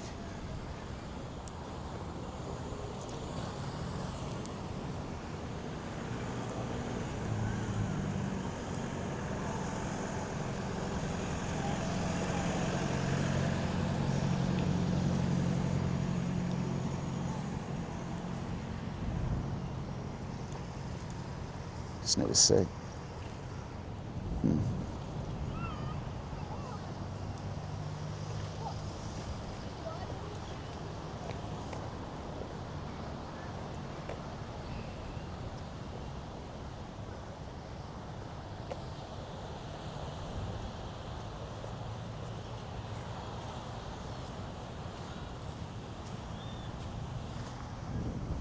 All right, this will do. This will do. We'll go for a walk down the boardwalk later. But for now, we'll read our book. As I say, feel free to send through any videos if you want me to comment on them and to discuss them together before the end of the stream.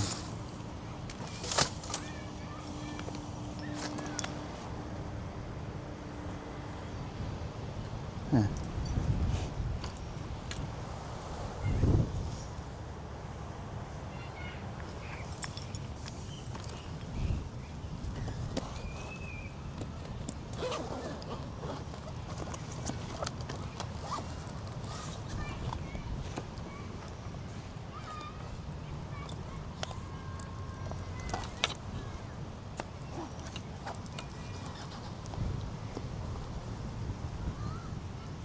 How are we looking?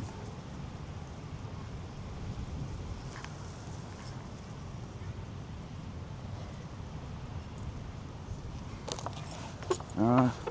How are we looking there? Looks alright.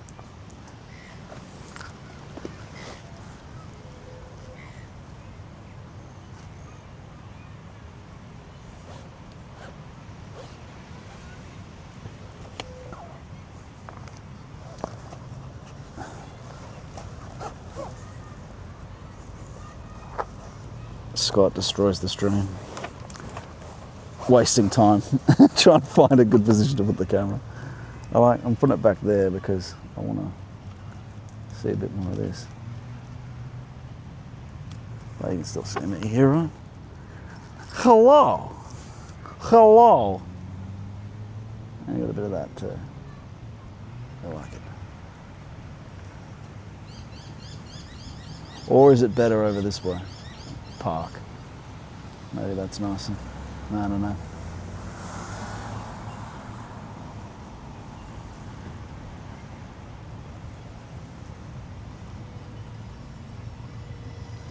That'll do.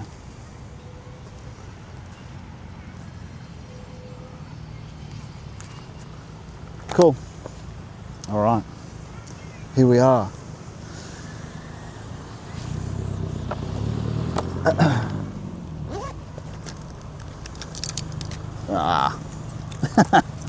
Can't win them all, right? Stay.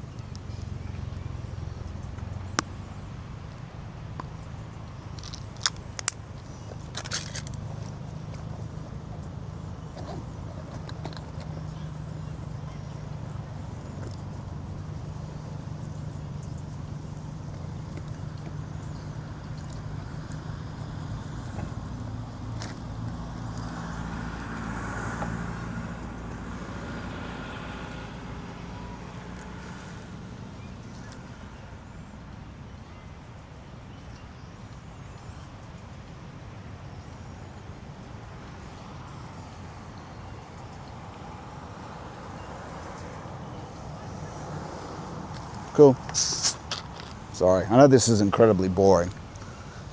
We should have found a table earlier. My apologies, everyone.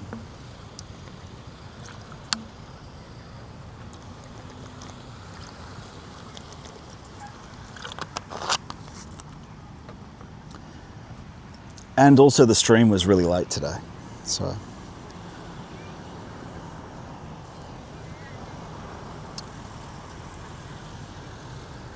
ZDMC says, what are my thoughts on dream life? Yeah, I mean, that is a... Okay. In this process, you go to sleep and wake up more at the same time. Is that when you're doing your concentration without effort in prayer, what's happening to you, what's brought about in you by Christ as you are taking the oath of poverty by concentrating, you're having a poverty for everything else in the world, going to the depths of your own being. And I'm not the only one that says this. Is of course aligns with what Valentin Tomberg says, and I speak of direct experience in this, is that what happens to you in sleep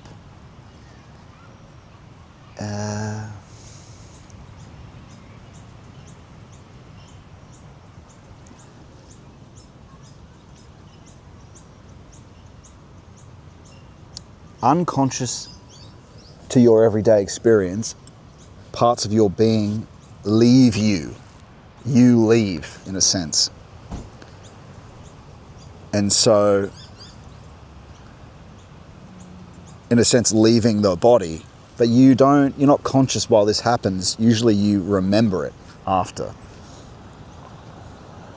Now, the content of those dreams usually is a collection of what has been collected of the surface world, right? Most of our content is from sensory experience, sensory life, which is the problem of modernity, is that we don't have any authentic spiritual content. We don't have any authentic interaction with Christ, the hierarchies, saints, impulses, love, glory, victory. We spent no time reaching our will towards them. Our will is out in the world for something, wanting something from the world, because we don't think it's possible that the church triumphant, we don't think it's around us and everywhere. It is, friends. And that becomes more and more apparent as you develop in this process. When you go to venerate your icons, you feel them responding to you, both in physical, in spiritual touch, but also emotively, in a complex array, or ever more complex array of differentiated emotive experience. But again, it's not just that, it's also spiritual touch too, right? Gravity, intrinsic value. And so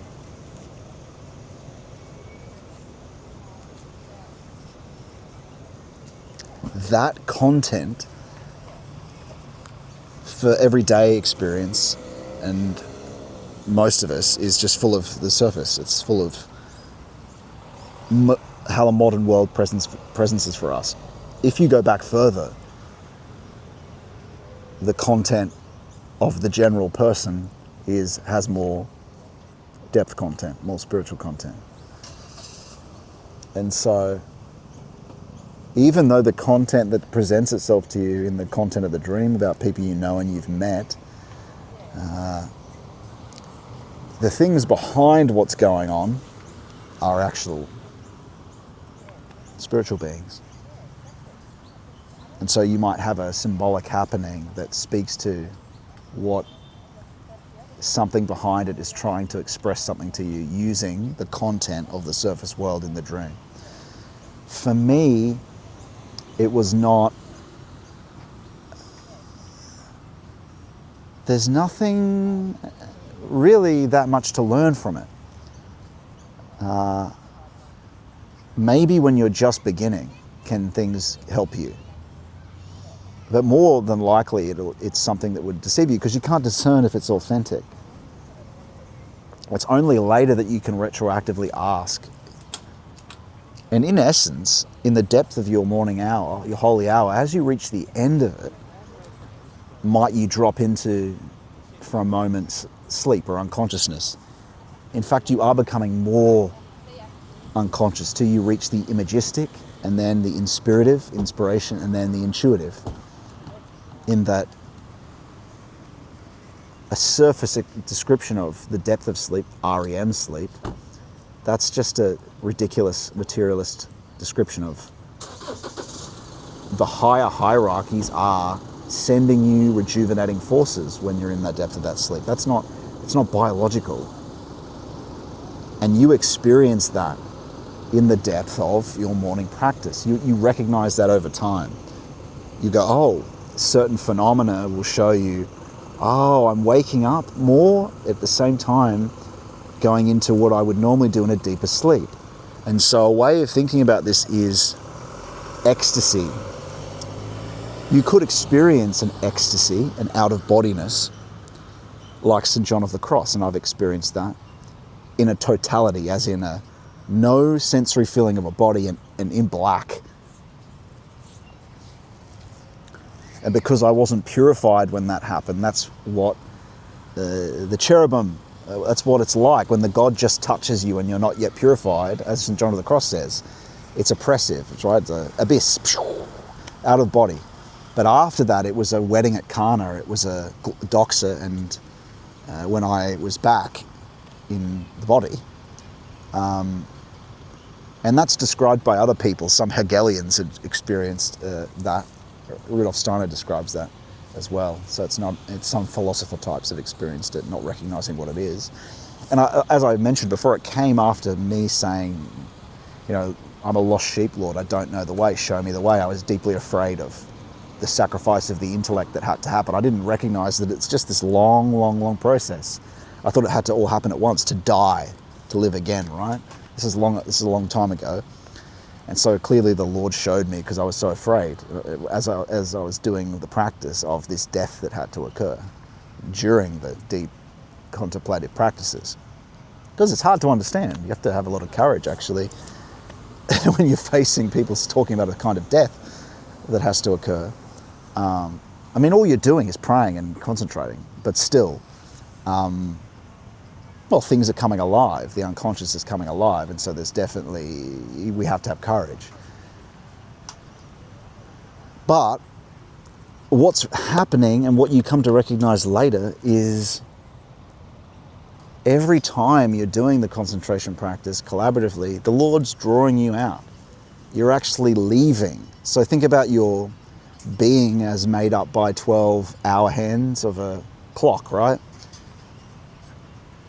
2%, it feels like this way, right? In the depth of practice, it feels over time like a phenomenology of the Ungaloy is like a pillar enters you, sort of a deep, calm, relaxed peace, and a pillar enters you, like a pillar. You become like a pillar, as if you were fully asleep like a pillar, not moving at all though, right? More relaxed than you've ever been relaxed, but it's not relaxation, it's like a pillar enters you. Very specific phenomena. And where was I going with that?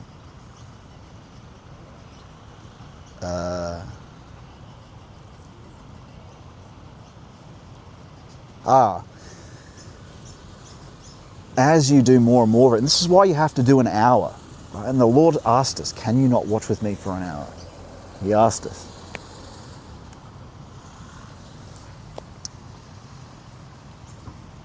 It's as if, say there's 12 hands of a clock, it's as if 10 parts of your being, it starts as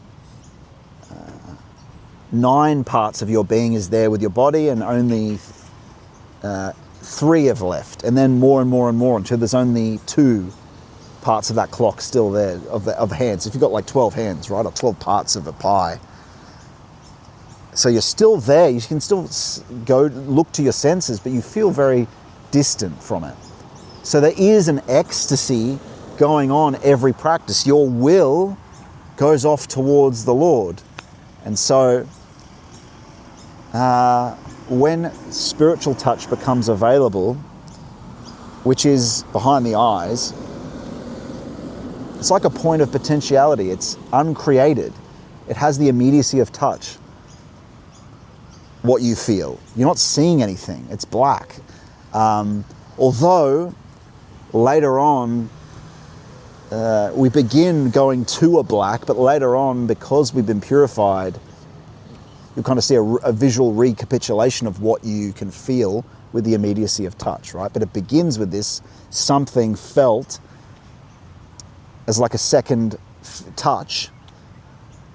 And that's you distant. That's you who've been taken distant. This whole process, you develop more and more experience. You come to see what the saints are talking about, and what it takes a while. You have to have courage. It takes a while to know what's going on, but you just have to continue. But in some things that are very subtle, that you might have just not thought were some sort of depth phenomena, you'll come to think, oh, that subtle thing actually is this. So some things are very subtle, but you come to see that's what someone's talking about. For instance, ecstasy. I think Valentin Tomberg talks about St. John of the Cross is that some of the time he's talking about it, he means the will, that you're not necessarily seeing black the whole time. It's the dark night of the soul, meaning the dark night is for the feeling, well, the soul has feeling, thinking, and willing, but he says that somewhere. So you don't necessarily have to experience the full ecstasy of out-of-bodiness, right?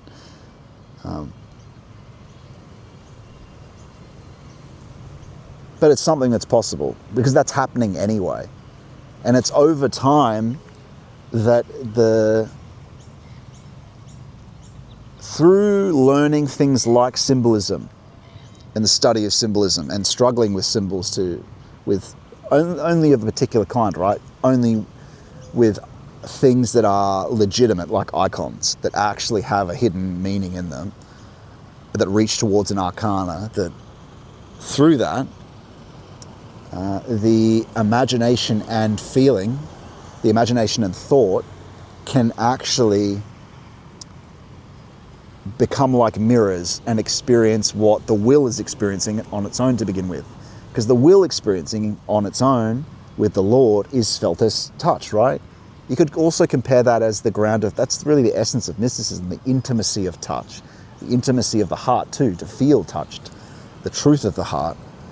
But beyond that, we can also know, a gnosis, ask questions, but also see. But it comes after purification. The most reliable is touch. Most reliable is that loving heart, sacred heart. But if we're thinking about the divine name, that's Yod, as in Yod, Hey, Vau, Hey. Yod is the point of potentiality. What's a point of potentiality? It's touch, right? Right. There's a whole life in that impulse of touch. And what's Hey? Yod, Hey. Hey is the receptive principle, the active principle. Is Yod, Hey, Vau, Hey, the divine name. The rest of Yod, Hey, Vau, Hey is in potentiality in Yod itself. This is expressed in the letter for Yod, which has got, I think it has a point at it. It's a point and it goes around or something like that. It shows that it begins as a point and expands out. Or it might also the characterology of the letter itself looks like the rest of the other four letters. And so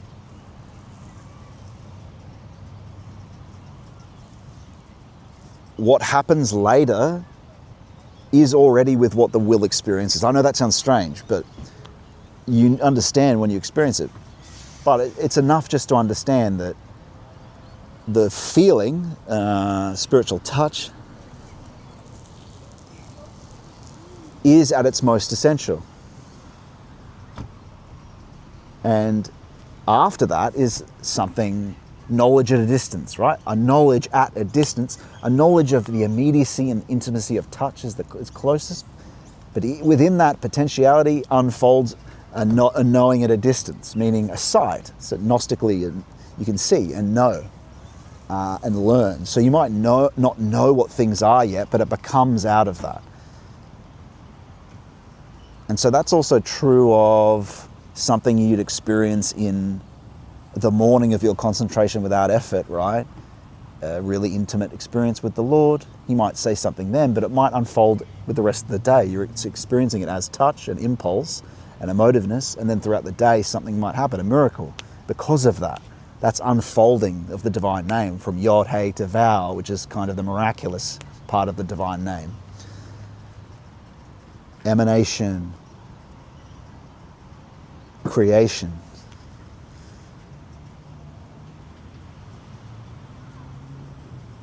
And the divine name even aligns with the spheres, right? If you're thinking about, not spheres, different levels of being, emanation, sphere of creation, sphere of form and facticity or actuality as we see it.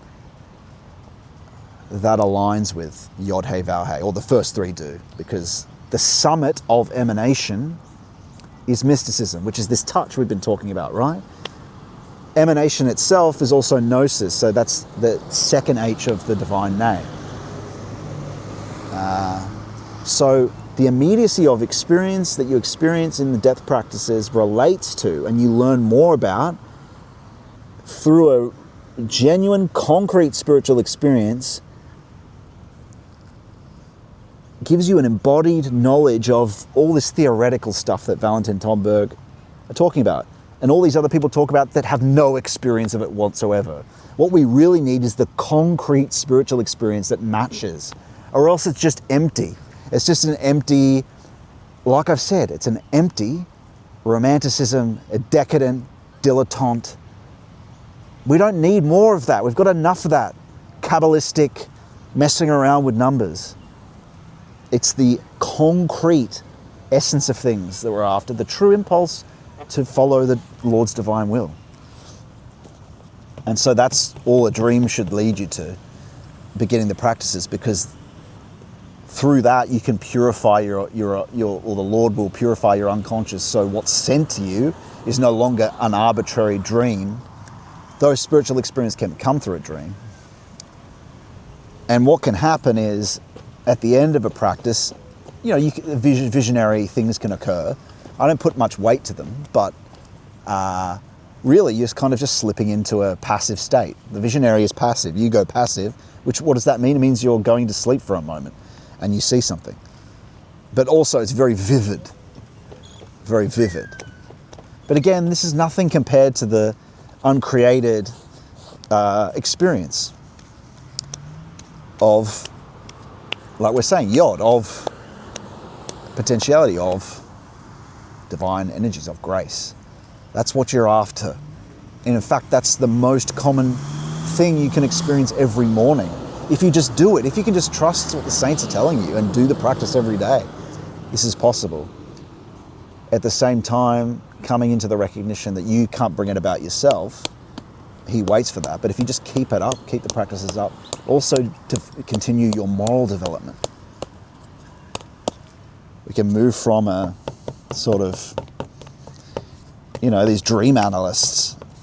I used to seek to do that, but I had a dream diary once, but I would often just not remember. But it's not necessary. The kind of wealth of experience that opens to you through just doing the practice is what you want. That's where you're actually going to, like I said, you're going to sleep in the practice anyway. You're completely awake though, but you're going where one goes when you are asleep. That's why I talk about it's completely in sobriety. It's not a mediumship. It's a conscious, careful discerning, which is what all true mysticism should be. It's both philosophic, discerning, as rigorous, or it should seek to be over time as rigorous, yet full of life. Rigorous as someone who is rigorous as a scholar, but with full of life, like a saint, although always a sinner. We're not special. It's just everyone is supposed to do this. We are nothing. It's always a good way of thinking about it. So yeah, that's, I guess, my thought on dream is that, yes, you do that every morning, but you're completely awake. And it actually involves, when you dream, you're actually attacked. Sexual fantasy, whatever it might be, they're demons. They'll attack you. And you face those same thing in the morning. In fact, the most common time that I've come under attack, it's always trying to go to sleep. And this is where the phenomena of counter-revelation needs to be taken seriously. Just because you're in church, just because you're at the liturgy, doesn't mean that the devil, I just did a liturgy, I just did a prayer, that means that this thought that came to me must be Christ, right? Or must be this, right? No. At Christmas are the firstborn murdered. Right when the impulse comes, does the devil look to attack you? And so, he'll chuck a thought on the end of something. And that's why you've got to learn as much as possible how to discern. And I've got lectures on that, right? But you have to do the practices every morning. Learning. So you can ask every time you do have an experience, was that you, Lord? And experience the phenomenology that the saints describe, the serene peace and joy that actually can be a response to your questions. And I've got a procedure of doing that, asking in the negative, so it becomes very clear it's not you answering it, right? And it becomes very clear anyway, because the answers are often not what you want, not what you want to do, but are things that are for the best, which will surprise you.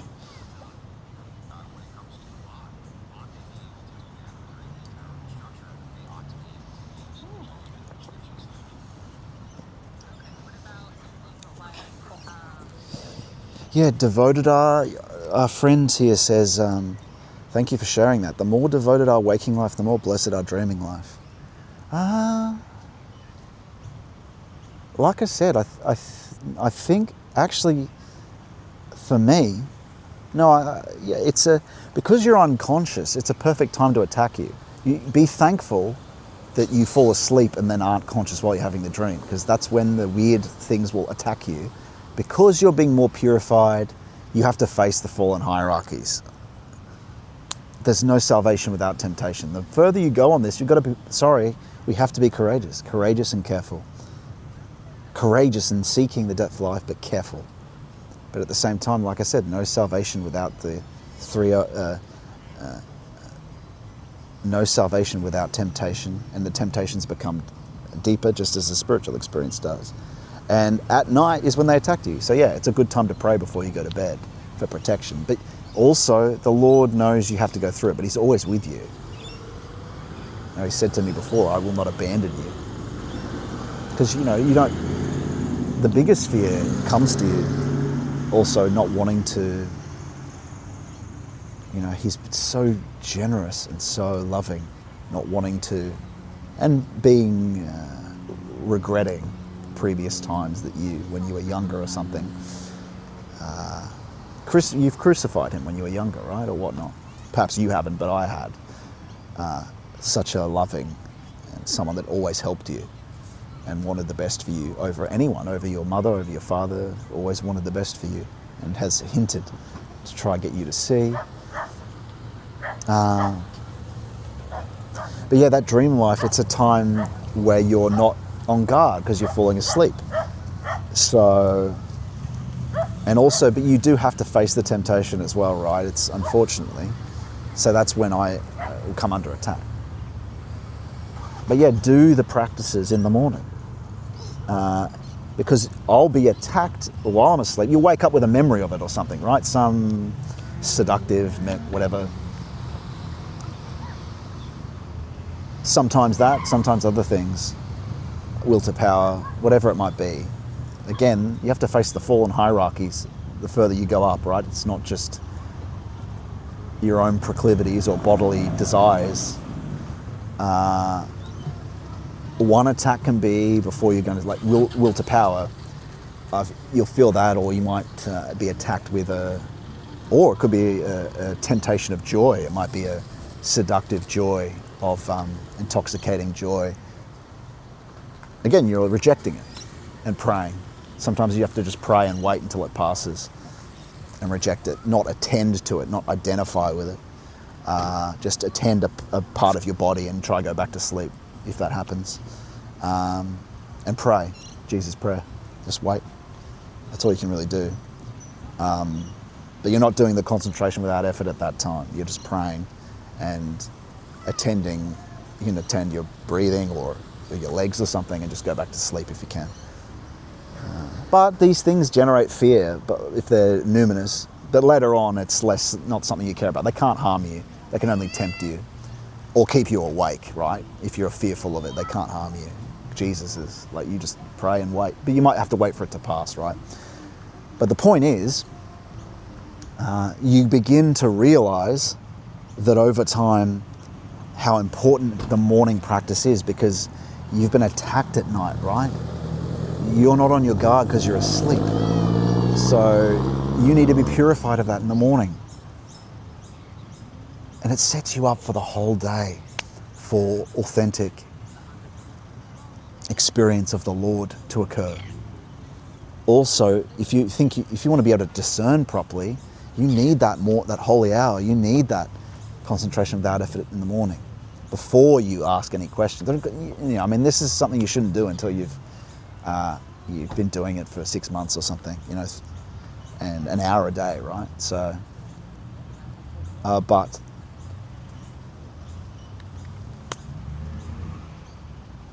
you'll come to realize how important this purification is in the morning, because you'll wake up with this combative attitude, right? This will to power is a key part of pride.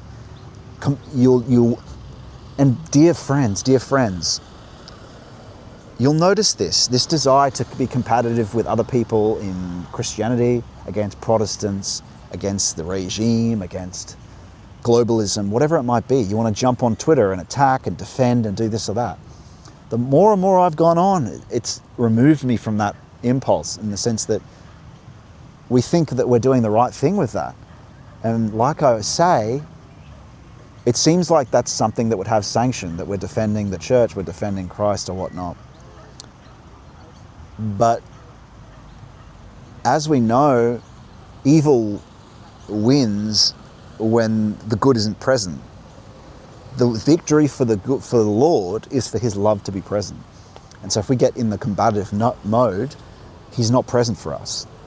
So, as I say, that's why the contemplative practices were given to crusaders, because you need to be able to return to the depth and ground.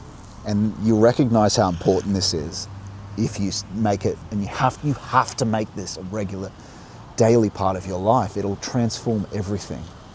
You're going to be a different person. Even normal Christians, you'll be a different person from this. Well, what's the difference? The difference is the Paulian difference. Christ, more and more Christ who lives and acts in me. More and more. Okay, here's a good point. A lot of people preach love. They go around preaching love and fellow man. You can't really force yourself into that. I think it can help, of course, helping, doing good for others, and soup kitchen sort of thing.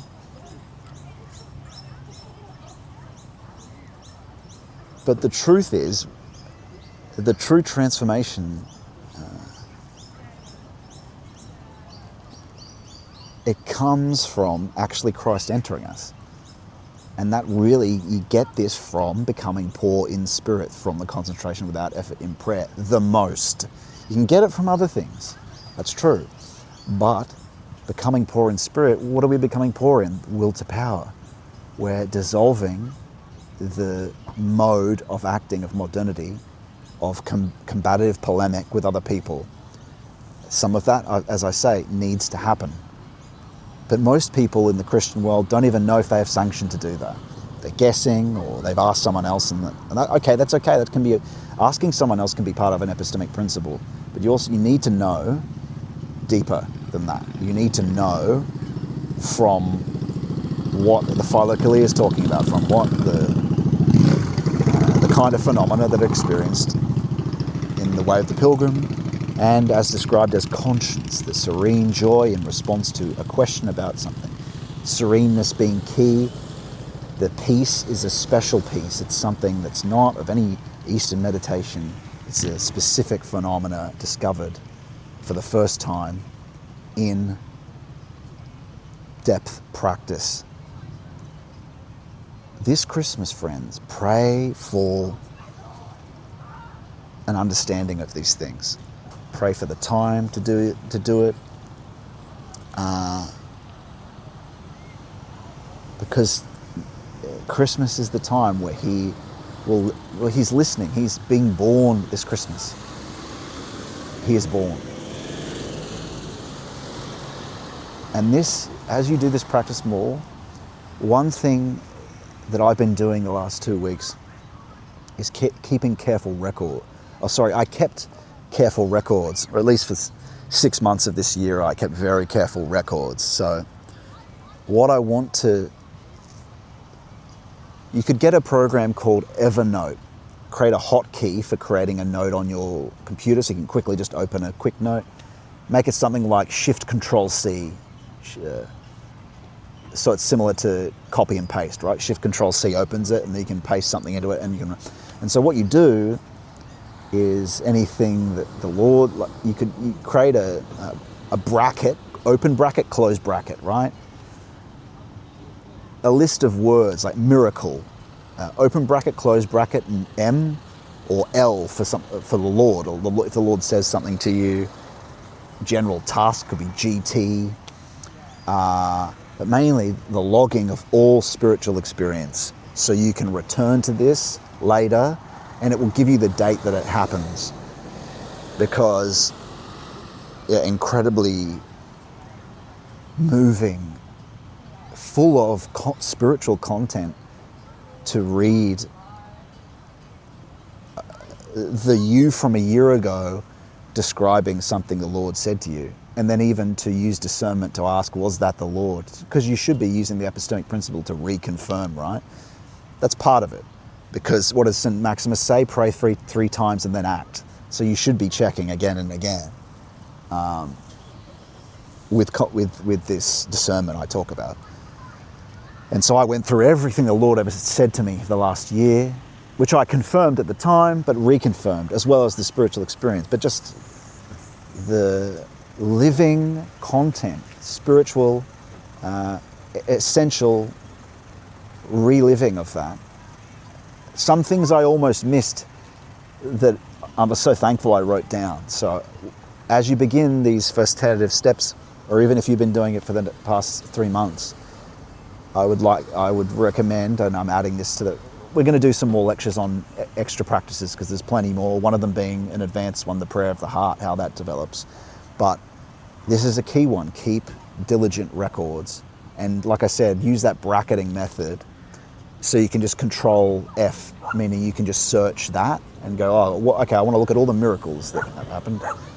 And then you can reconfirm them all by asking him in deep contemplation. This is what's supposed to happen at Christmas. To what happened this year? What did he show me? Reconfirming, but also praying for the development towards him, for purification, illumination, union.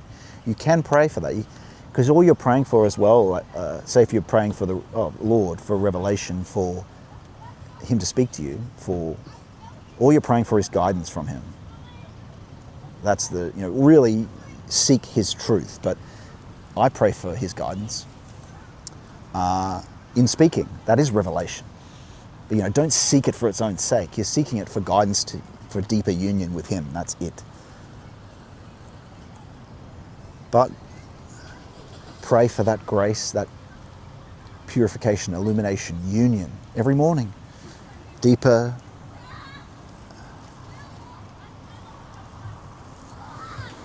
union. Pray for faith, deep faith, for hope, for charity, for love. Pray for love of Christ. Pray for for Christ to grant you his living love for the Father, the Mother, and him, and the hierarchies and the saints, and every man and woman, and nature. Bless people that you walk past. But yeah, I pray for that every morning, for his love, and he's granted that. You'll notice over a year's time, he'll grant you, and you'll walk in a room. And this also comes from sort of practice as well, I suppose. But no, it's definitely a spiritual granting from the Lord, because he's become more him acting you, little by little, right? These things over a long period of time, is that you'll find yourself wanting the good for the people that you don't even know, whereas before you were like, meh.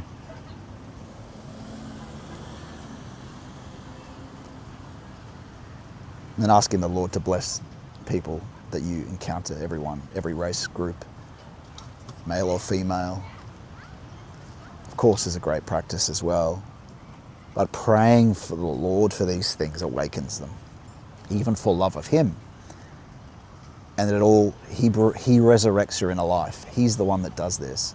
So yes, the concentration without effort is the true key, but at the same time, praying for these things, praying for the time to be able to do the practice. The most important thing is getting this practice in, this withdrawal, purification of ourselves out of this combative mode. Wow. Might as well have a look at that. I'll show you guys that. Oh, you can see it there anyway. Cruise ship.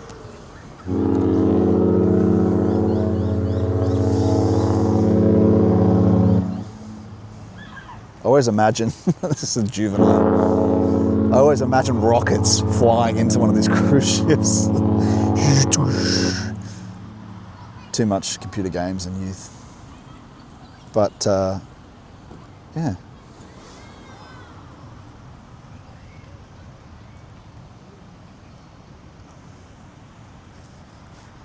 Celebrity Edge, it's called. Be a celebrity, go on a cruise ship. Cool, man. So, yeah, I hope that answers the question pretty comprehensively. We talked about a lot there, though. But it is certainly the time to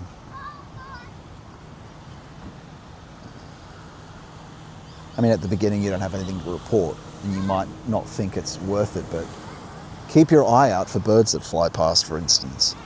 Keep your eye out for the synchronicity of spiritual experience, inner stuff with outer happenings, particularly the wind and birds and weather. Obviously with other humans it's not really controlled, right? Or machines. But birds certainly, and wind. You can confirm this later, but what I mean is as things start to awaken, the coincidence of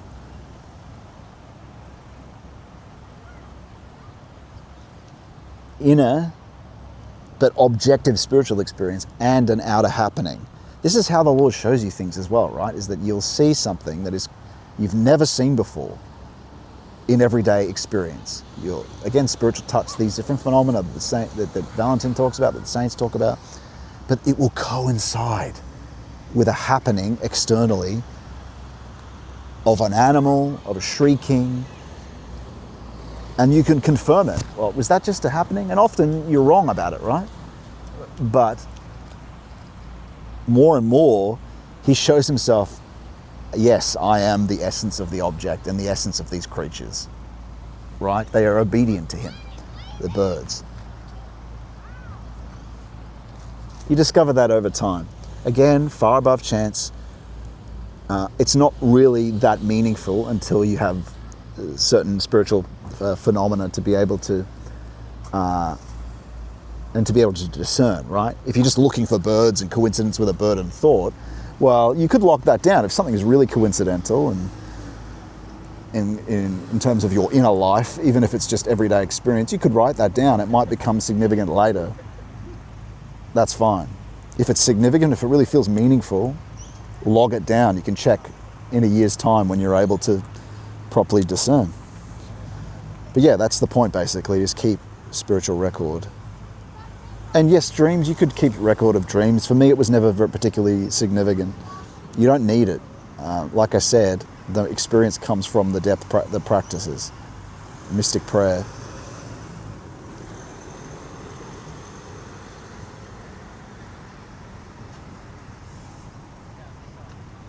And like I said, be on guard for counter-revelation. That's why I'm always speaking so much about the development of this stuff, because you can't know. You go, oh, well, it happened to me in liturgy, so it must be revelation, or it must be clean. No, not necessarily. I've been tempted plenty of times during liturgy, right? So no, not necessarily.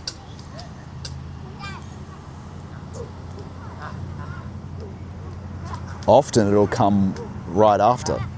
So the time that divine impulse or divine things happen, revelation happens, and I don't mean the revelation like a new Bible or something. I mean the basics. Grace is revelation. Revelatory action is simply guidance. Grace is simply the future, who's Christ, showing you or helping you towards where you should be. Particularly if you pray for it, right? Help walking up a hill. His yoke is easy. As another will with you, Christ living and acting in you.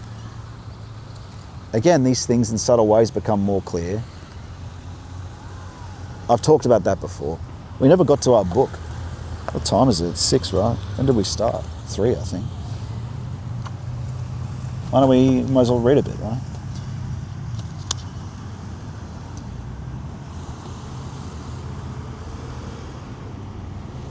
So this was Steiner talking about essentially satanic development of what's going to happen and how Michael is involved with a living cosmic intellect that we can come to aid, because he is the person, of course, that has the dragon crushed underneath him, right?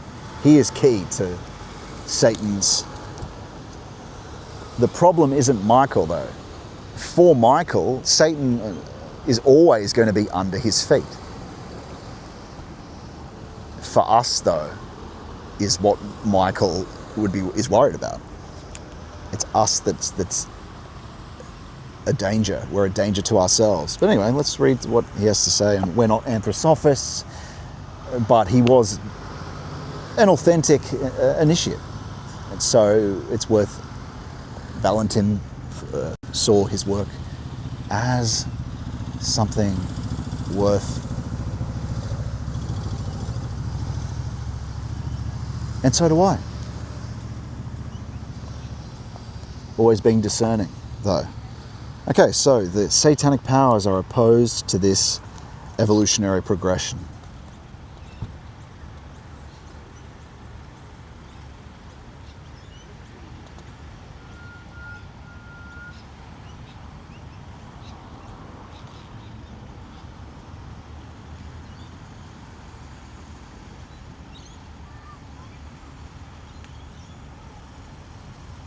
Hang on, okay, let's go back a bit further.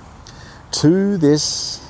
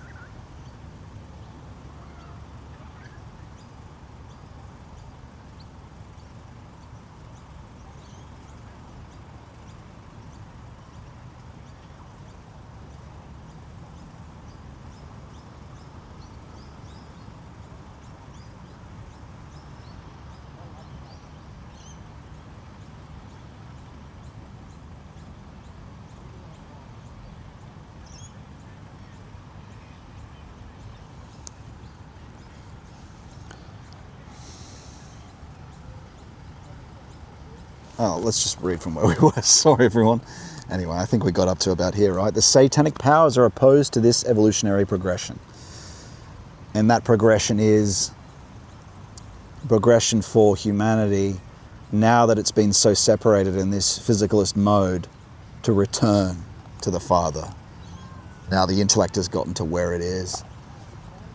They do not want the original divine spiritual powers to illumine the universe in its progression. They want the cosmic intellectuality, which they have absorbed, to radiate through the entire new cosmos, and that humanity continue to live in this intellectualized satanic cosmos.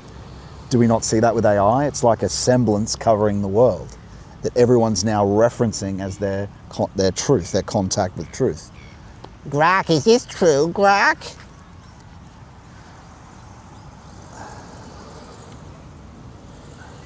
That's in deep humility after careful development with the help of tradition and its flowering.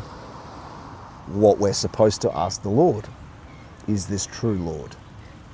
In the depth of prayer and almost a dilettante humanity now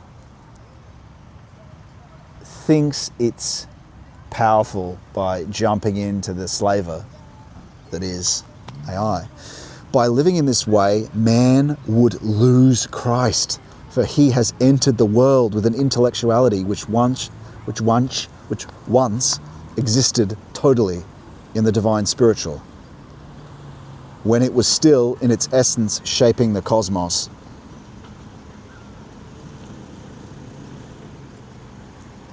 Yeah, this is, again, long ago in the ancient times. What is all intellect now is dead spirit, abstracted. Once was a spiritual impulse, even if it was a fallen one. And then, of course, the true impulse came with Christ. Again, I don't like the word impulse. The true Christ sends divine will, that he sends directive for us to do, his divine will. That's all I mean by impulse. It's the divine being that is Christ, right? Never mistake what I say when I'm saying that word. It's he is a person.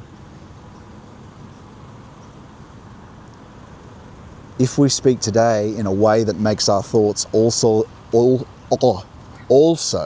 those of Christ, we place something in opposition to the satanic powers that protects us from succumbing to them. Let's hear that again, because if we are in this position, we need to do that, don't we? We're in extreme danger of falling to that. So if we speak today in a way that makes our thoughts also those of Christ, we place something in opposition to satanic powers that protects us from succumbing to them.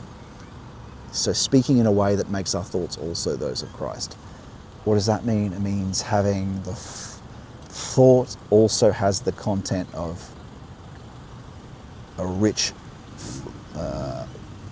good, love, and way. Life and way with it. Feeling and the will with thought, but the good. How do you do that? Well, feeling and the will kind of return to you through these practices that we talk about. It's not simply a matter of, well, no, it is also it's praying for it, praying for the Lord to flow into your speaking. Not only through the practices and from him becoming more living and acting in you, but also praying for it before you do some form of speaking. Like I'm speaking today, I pray for that. I pray for it to bear fruit for the people listening, for it to be more than mere propositions, for it to help you, dear friends, become active, to do the practices, to engage with the life and the way towards him. I pray every day for that. Please pray for me, pray for us, for the fellowship. I pray for everyone who watches to develop the practices, to habituate them, to do them every day, and for the resurrection of their inner life. So anyway, and I see it happening, man. The Lord is helping people that are close to us. So that's wonderful. It's the greatest reward. It's the only way out of slavery. To understand the sense of the Michael mission in the cosmos means to speak in this way. It means to, what does that mean? It means for the Spirit to re-enter our wording. The unseen disclosure, for our wording to be an icon filled with life and also point out to disclose something higher, a content that's invisible to, a content that's not a mere sensory content. And to do that, we need to become more essential ourselves. And then when I speak to you, the hope is, and through prayer, what is not mere surface, what is more essential is part of the speaking. And from what I can tell, that's true and has happened, because just by people that have joined the fellowship that I would not have expected, and people messaging me. So, It's unseen, my friends. We're more than just the calculative, intellectual mode. There's a whole rich depth that has been lost to thought, feeling, and the will, and you can be as proficient as you like with your philosophical concepts. You would be better spending your time to be granted and attain through grace and effort the substantial. Two people can both give the same proposition. Someone who hasn't striven with it and gone to a more essential depth, you'll experience something disclosed from that other person with the very same proposition, very same words that the person that just gets it from a book doesn't have. Now, not everyone can see that. It's those with eyes to hear and eyes to see and ears to hear. That's true too, right? But it helps to unlock it for people, just to talk about it. Because for some who are just sort of surface, too overly surface dwellers, I think at least people that are more philosophically minded can taste this, right? But that's true. Steiner even talks about that. But anyway, to understand the sense of the Michael mission in the cosmos means to speak in this way. One must be able to speak today about nature as the consciousness, soul, evolutionary stage demands. What does that mean? What's consciousness, soul? It's pretty characteristic of empiricism, right? It's this separateness abstracted from it's kind of the will, the appendages generate this mode where we are now. Before this, it was the rational soul. It was more which is more characteristic of France, but the Anglosphere kind of birthed this consciousness soul, which is it's related to the will, right? So it's heavily related, or the willing part of the soul, which is related to seeking things in the world, which kind of creates us as a separateness out for itself in the world, which is this very present at handness. We're very more self-conscious now than we were before because of that.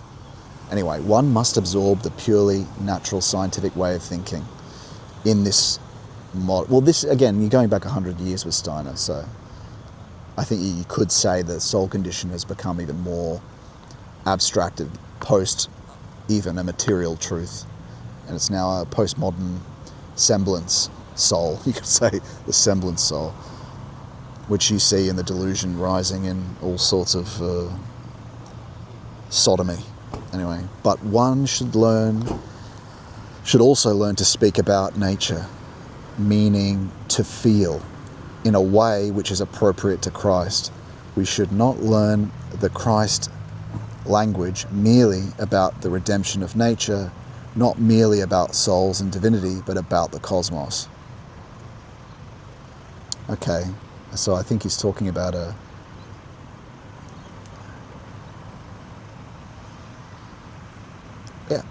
well, what is this fundamentally? It's about a resurrected speaking, a resurrected thinking, because Christ resurrects everything. Our speaking, our thinking is dead, right? Is dead.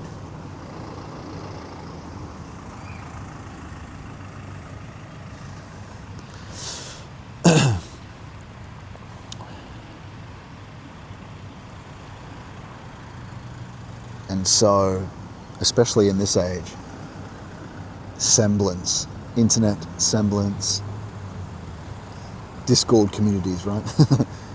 And that's why we do these streams out and about too. Again, we have to interact with the technology.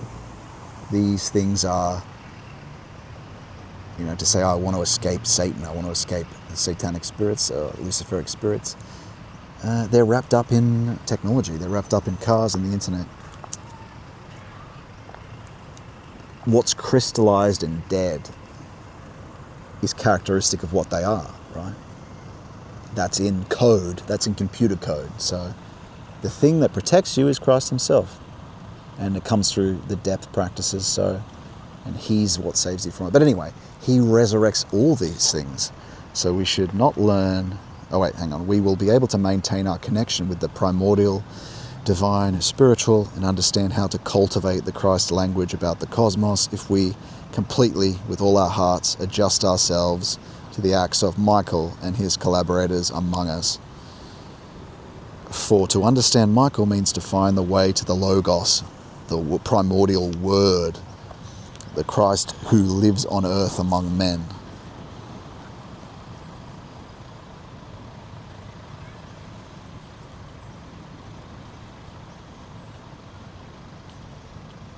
Adjust oneself to the acts of a divine being. Well, what does that mean? It means what we were talking about earlier.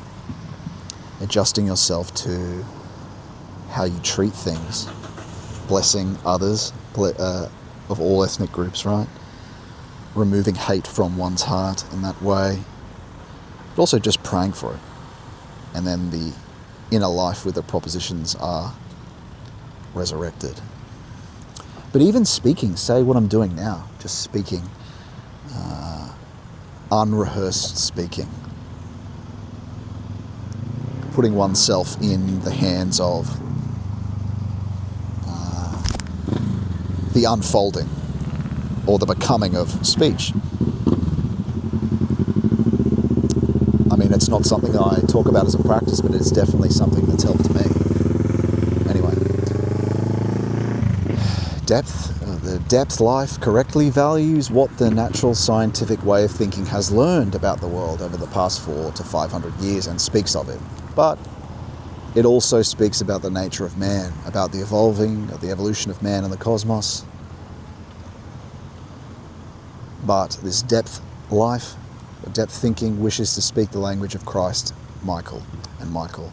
Both languages will then be spoken, and evolution will not be defeated and succumb to the satanic before finding the divine spiritual. Again, you can see that in AI now. The reference to Grok.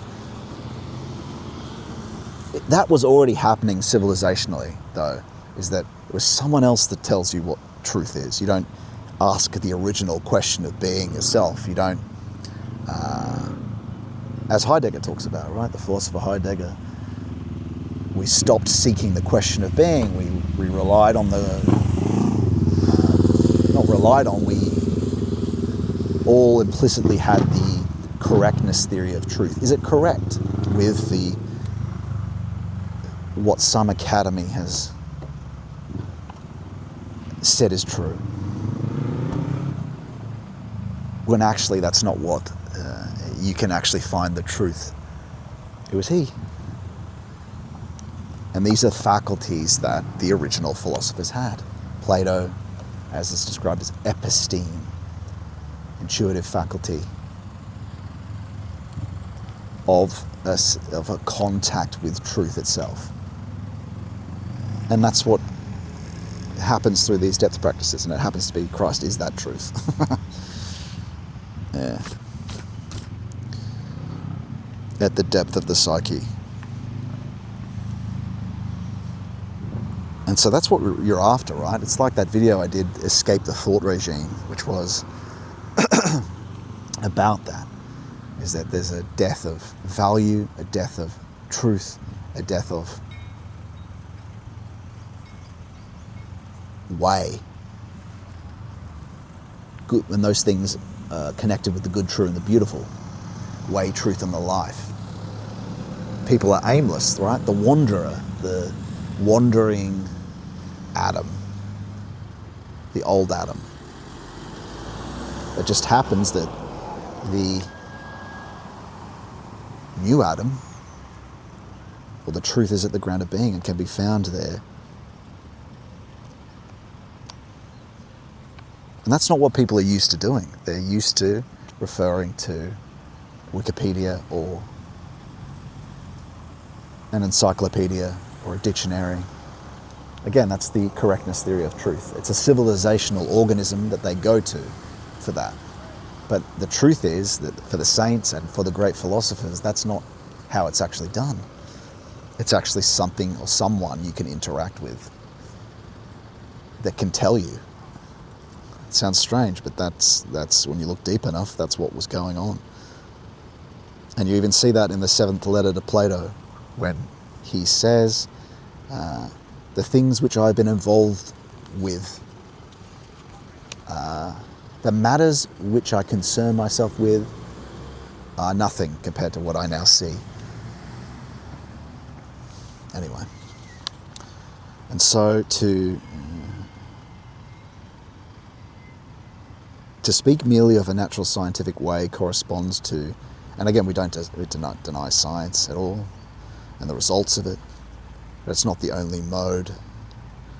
Anyway, to speak merely of the natural scientific way corresponds to the separation of intellectuality from the original divine spiritual. It can succumb to the satanic if Michael's mission is ignored. And Michael's mission, what he's saying, is the resurrection of, or the union of thought with spirit.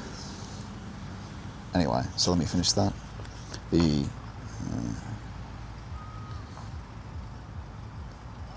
To speak merely of the natural scientific way corresponds to the separation of intellectuality from the original divine spiritual. It can, and remember, mind is merely the crystallized or dead, or the intellect is now the crystallized spiritual. So it still is, mind is spirit in a sense, but it's dead. It's the shell or the bark. It can succumb to the satanic if Michael's mission is ignored. It will not succumb if the liberated intellect rediscovers itself through the force of Michael's example in the primordial cosmic intellectuality, which lies at the source of humanity and has appeared within the human domain through Christ after it abandoned man in order that his freedom could be realized. I don't agree with that last part, actually, because remember that first beginning is Luciferic. So, but the point is that these things are at the ground of the unconscious and are accessible, what he's talking about. The macrocosm can be approached through concentration practice, the concentration in prayer, concentration without effort in prayer leads to that. So anyway, 212, the divine spiritual takes effect in the cosmos in various ways in the following stages: through its own primordial essence, 1, through the revelation of this essence, 2, through the effects when the essence retreats from the revelation, 3, through the work when the divine is no longer in the visible universe but only its forms. Yeah, that's kind of interesting. That corresponds to Yahweh, YHVH. You know how we talked about Yod before? Meaning potentiality, primordial essence, uncreated. And then it says here, 2, revelation, right? That's kind of hey, the receptive, once it becomes gnosis or known. The revelation of the essence, the reflection of it, once it's known, once it's made conscious. And then the effects, that's kind of manifested, created, or the miraculous, right? It becomes. And these are described by Valentin Tomberg as well as those things. And then the essence retreats from the knowing.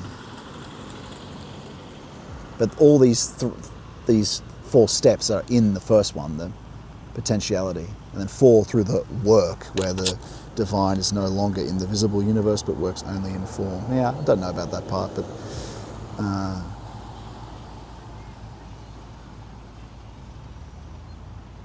yeah, that sort of makes sense in terms of something's manifested, then it becomes memory, right? Anyway, let's move on. So 113, in the contemporary view of nature, man has no relation to the divine, but only to its effects. Yeah, that makes sense. It's like the crystallized dead modernity, the leftovers. Of course, these things are still created. The 7 days of creation are all there, still there. but as it presences in modernity, it's dead. 114.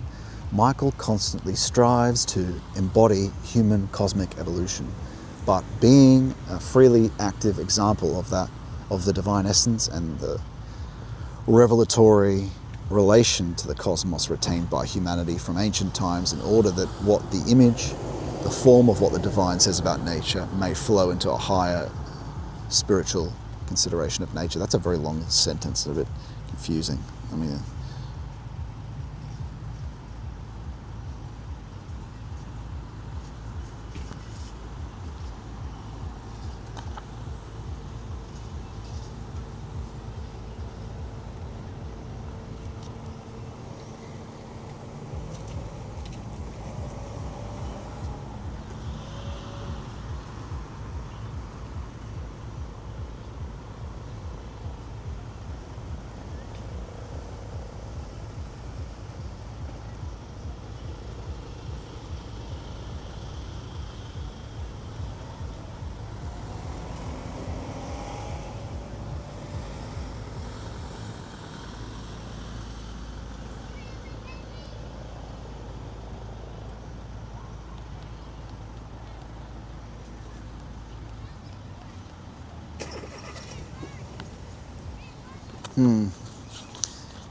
yeah, I don't think that's going to be helpful to read that part. It goes too much into his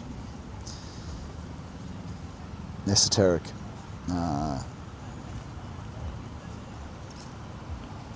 psychology. You have to know, it's not really going to make sense if I go into it. You have to know more about his... You couldn't call it a system, it's like a phenomenology, because it is stuff he saw, though he did deduce from the stuff, the concrete thing he experienced, he deduced from somewhat in systematizing, but yeah. Should we keep reading?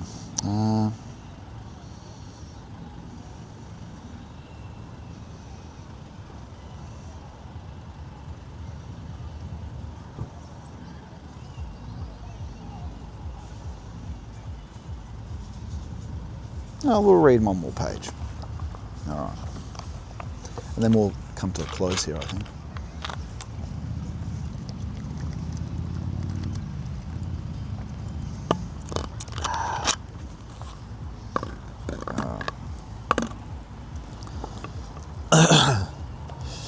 Humanity's Michael Christ experience.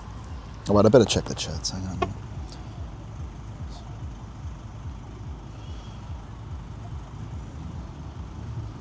Okay. Read a little bit more. Humanity's Michael Christ experience. By absorbing Michael's nature and deeds with deep feeling and inner vision, one will have a correct understanding of how to grasp a world which is neither of a divine nature nor of revelation nor of effectiveness, but is the handiwork of the Angeloi. To see into this world knowledgeably means to have formations before us which everywhere speak aloud of the divine, in which, however, if one does not succumb to illusion, no living divine being will be found.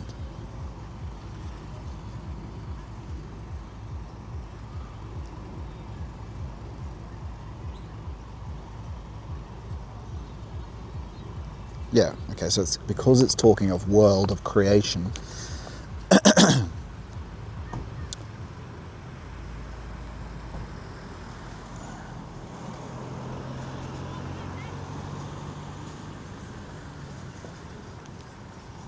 It's something that's already created, right? That makes sense.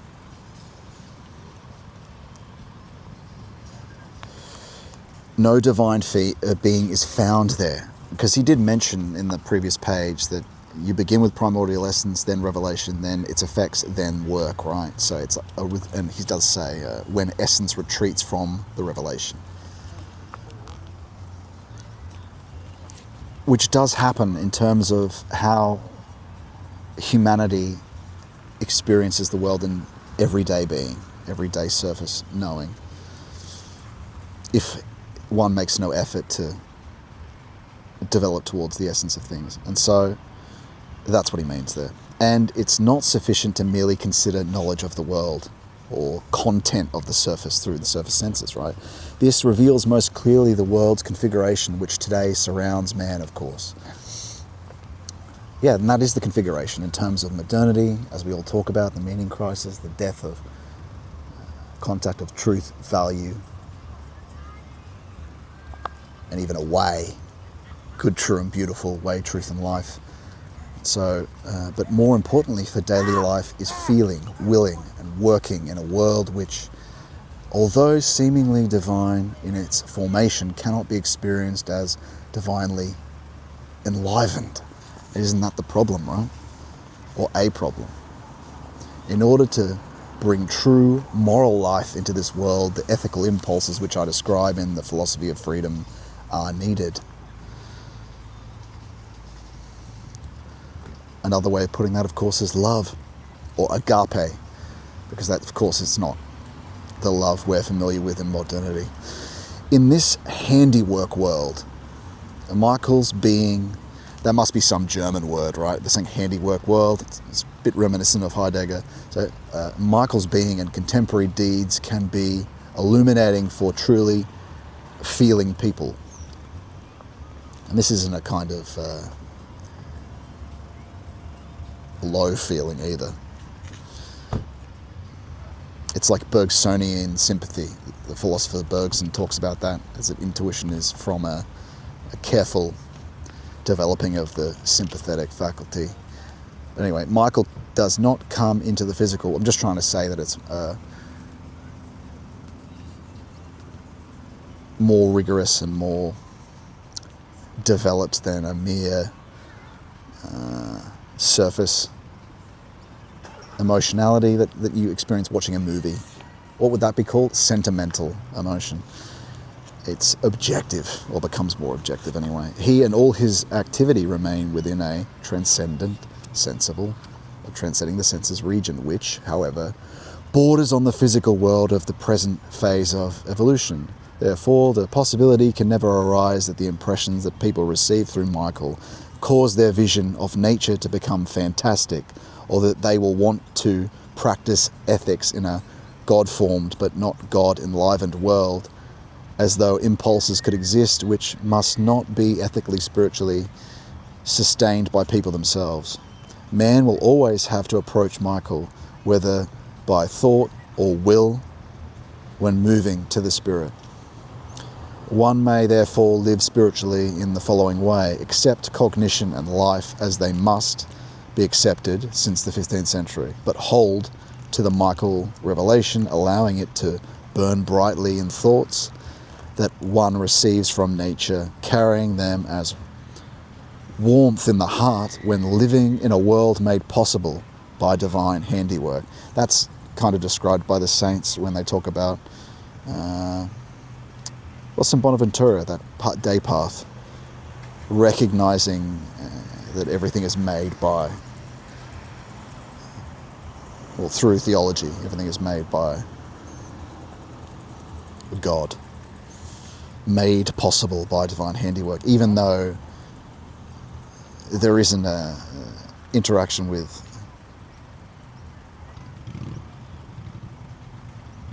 Christ and his hierarchies is a fact of experience. Well, there should be, and there is, and there was for St. Bonaventura, but but that is something you can do, right? But you want to do the night path at the same time, which the whole purpose of the mystic practices is about. So he who is not becomes a fact of experience. Anyway, one will then not only observe and experience the contemporary world, but also what Michael imparts, a past stage of the world, a stage which Michael carries into the presence by his being and his deeds. If it were otherwise, Michael brought his deeds into a world which man must recognize and experience as physical. If it were otherwise, and Michael brought his deeds into a world which man must recognize and experience as physical, then we would see in the world not what is in it, but what was the past.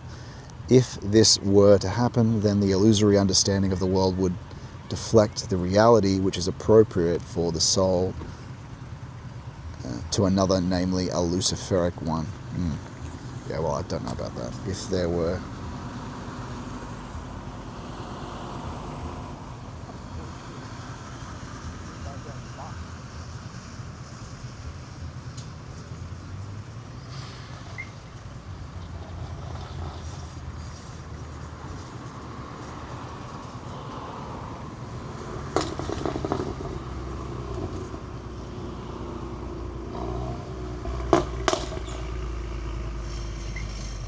I see. So, the way in which Michael brings the past to effectiveness, to be seen in the present life of humanity, is coherent with the correct spiritual progress of the world, which contains no luciferic elements. It is important to realize that in Michael's mission, all luciferic elements will be avoided. So what does that mean, right? Well, you have to consider that the past of all humanity and our past is alive. Just because it's over doesn't mean it doesn't. Think about yourself like a comet. The surface present is the tip of the comet. There's a whole streaking tail behind it. Think about your memories, the different things that have happened to you that give form to what you do now. Things that haunt you, things that still provoke you about things that happened to you in the past, whatever it might be. That's memory, as Bergson, the philosopher, says. With memory, we are very much dealing with a spiritual phenomenon, which means it's sending impulses, this push from there, and gives form to it. But the truth is that reality has a memory. It's not just a subjective thing. And so what has been still is, and still pushes into the present, whether you see it or not. And so what he's talking about there is that if it's luciferic, then it's extra. It's not a yes or a no, not a truth or not. It's a half truth. It's a illusory spirit. It's an illusory push. And so Michael gets rid of that, kills what's false, right? Because there is a luciferic spirituality, and that's the danger that you face, the spiritual deception that can occur. And so that's what he's talking about there. And it's Michael's mission that all those illusory things are avoided. So the past is the true of the past. Because before Christ came, of course, we know that the waters below the firmament are mixed, and that's the whole point. We needed quite, of course, for those waters to be purified, and each one of us has to go through that and constantly keep to truth, and truth is found in Christ. To realize this about the dawning Michael light in human history also means being able to find the correct paths of Christ. Exactly. That's what I was just saying. Michael will give the correct orientation in the respect to the world which surrounds man in order for him to know and act in it. He will have to find the way to Christ within himself. I think you could just exchange all this stuff for Christ, even though I'm sure Michael is doing stuff on mission from Christ. But, in terms of worship, venerate angels, but you don't necessarily need to know all the different things that might be assigned to what Michael's doing. But, it's Christ. That being said, venerate angels, they have missions. But anyway, it's completely understandable that in a time in which natural science has taken on the form which the past 500 years has given it, that knowledge of the transcendent world has become what is currently experienced by humanity as they just think it's a literature, don't they? We do.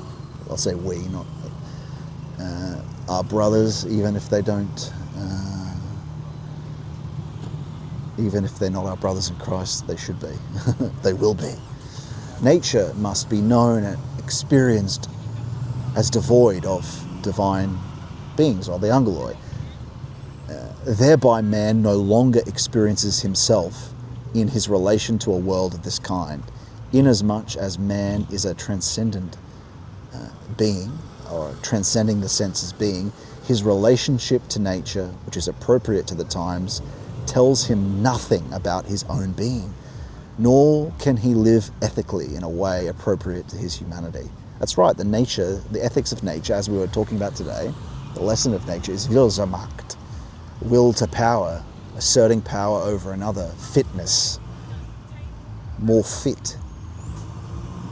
As a result, this knowledge and way of life is induced to regard the transcending of the transcendent of the senses, the transcendent in the human being, or even that which transcends the physical world, the transcendent world, itself is meaningless, beingless. This domain becomes separated from what is accessible to the human or human knowing.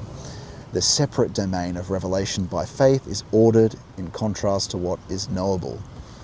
Yeah, I mean, you can see that tracked in how philosophy separates, and when, as theology, Aquinas and Augustine did great baptisms and what they did. But of course, for a long time, those things have been separated.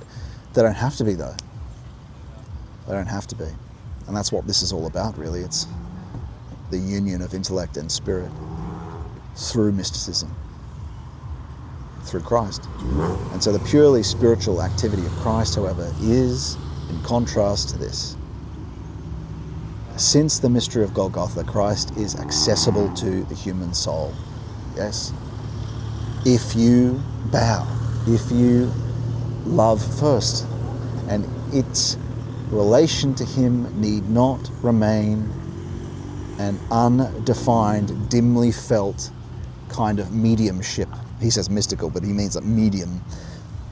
It can be completely concrete, humanly profound, and clearly experienced. Bravo, yes. Yes. And it can be, friends. This living together with Christ, what the human soul should know about its own transcendent being, flows into it. Yes, it does. The revelations of faith must then be felt so that they continuously flow into this experience of Christ. Thereby life will be penetrated with Christ, so that in Christ the being is found through whom man's soul is made aware of its own transcendent nature through Christ. Yes. Thus, the Michael experience and the Christ experience will be simultaneous. Because he's saying the pure spiritual from Christ, what I've been talking about earlier, the mystic contact with him and the union of the intellect with that, I suppose that's what he means. Through Michael, man must be able to correctly find the way to the transcendent in respect to exterior nature or surface nature, without falsifying it. He will view nature together with a spiritual view of the world and man, in as much as a cosmic being. That's what we've been saying all day, is that we don't disagree with the facts of science. These things come together. It's just, it just has to be expanded to show that. It does. And the esoteric element, Christian esotericism does that. The depth aspect of the church does that. Well, could you call it the depth aspect of the church? Yeah.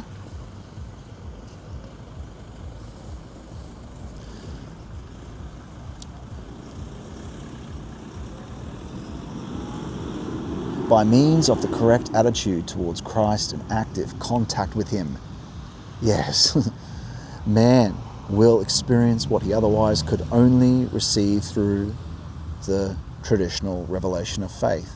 Well, it is the traditional revelation of faith. Yeah, sometimes Rudolph separated himself from it, right, because he came under attack by Catholic Church. None of this should have been outside of the church, as we talk about, but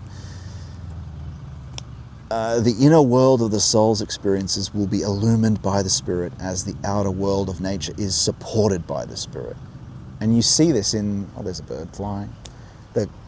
As we talked about earlier, the consilience, the coinciding of the spiritual experience internally and external events like birds or whatnot.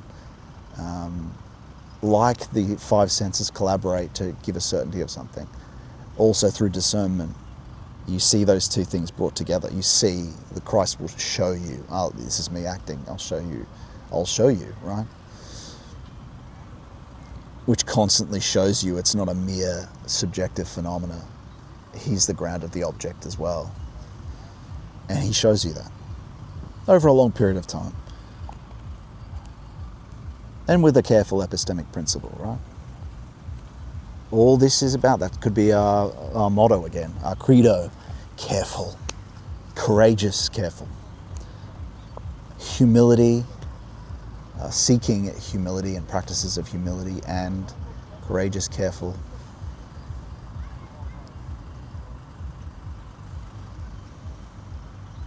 Anyway, I'll think more about what the specific credo should be before I start talking about it. Anyway, the inner world of the soul's experience. So, were man to wish to obtain information about his transcendent nature without living together with Christ, it would lead him out of his own reality into that of Satan. And this is these other accelerationist types, that's what they're dealing with.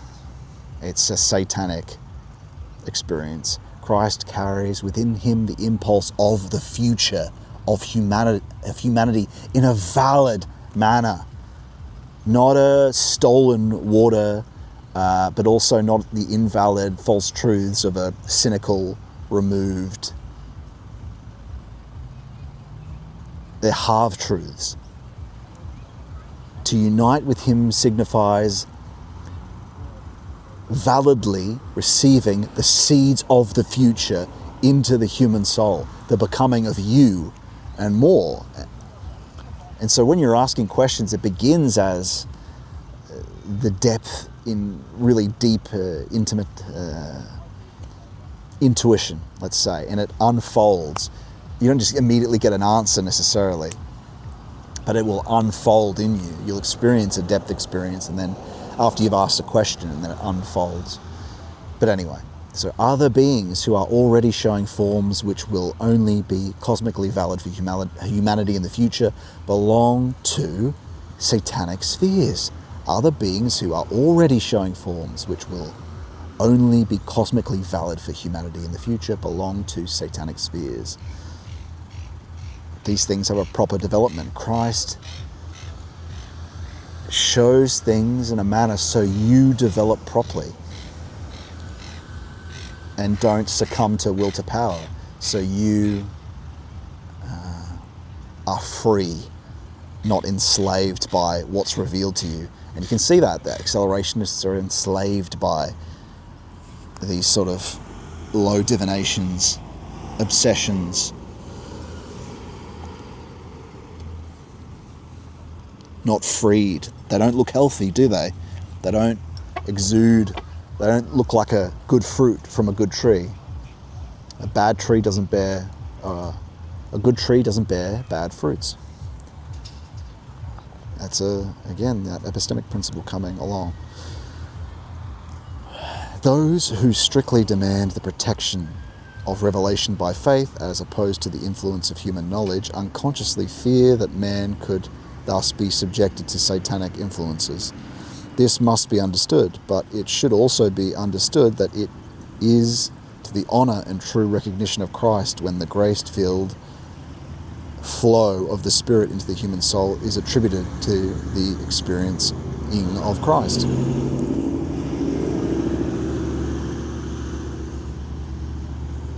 Yeah, I don't know about that statement.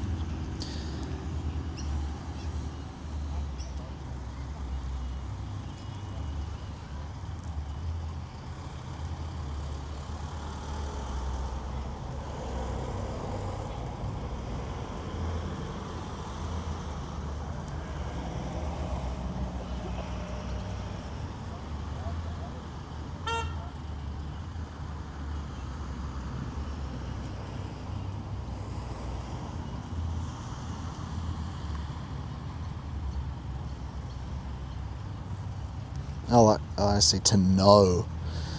To know.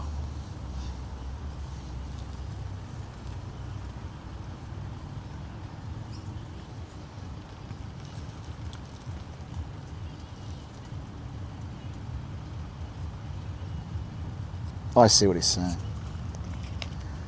He's sort of saying that also to know what's happening is that not to merely seek a mystic experience, but to also know what's happening is what we should seek. And that's true. But I don't think he should criticize people that demand the protection of revelation by faith as opposed to influence of human knowledge. Both is fine. St. John of the Cross was very deep and rigorous in his writings, as well as his practice was as deep and mystic as it comes. So, we're almost finished here. We might as well keep going. Thus, and as I always say, we don't necessarily agree with everything Stein is saying here. So, thus, in the future, the Michael experience, which is a kind of divine-infused knowing, and the Christ experience can stand side by side. Don't know if I'd ultimately separate those things, but anyway. And man will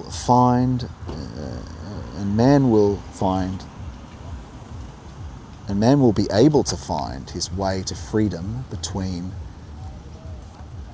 the Luciferic illusions in thinking and life and the satanic temptation of future modes which satisfy his pride. That's what we were talking about, right?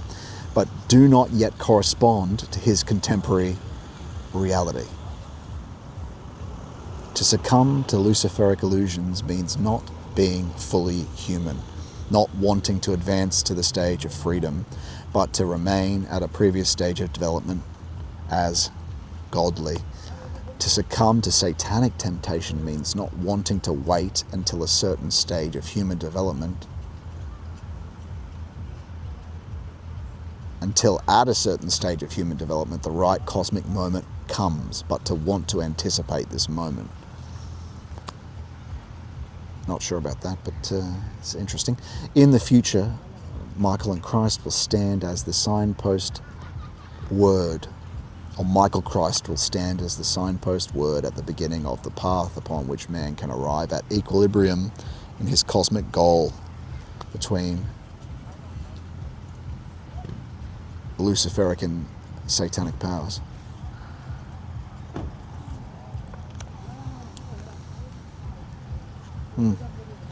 1:15. Man goes his way through the cosmos in such a manner that his backward glance at the past can be falsified by Luciferic impulses and his contemplations into the future deceived by satanic temptations.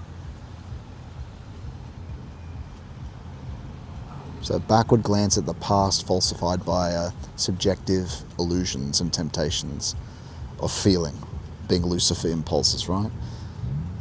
Which is true. We see that in paganism, looking back to Greco-Roman life, the impulses there, and his contemplations into the future, his goals, can be deceived by satanic temptations because they're projections into what, as we talk often about, a technical projection that makes the world present as it does, are sort of narratives and myths and carrots on sticks that are held out in front of us, give form to what is here now. Anyway, 1:16, man finds the correct antidote to Luciferic falsifications by permeating his sense of knowledge and life with Michael's being and mission.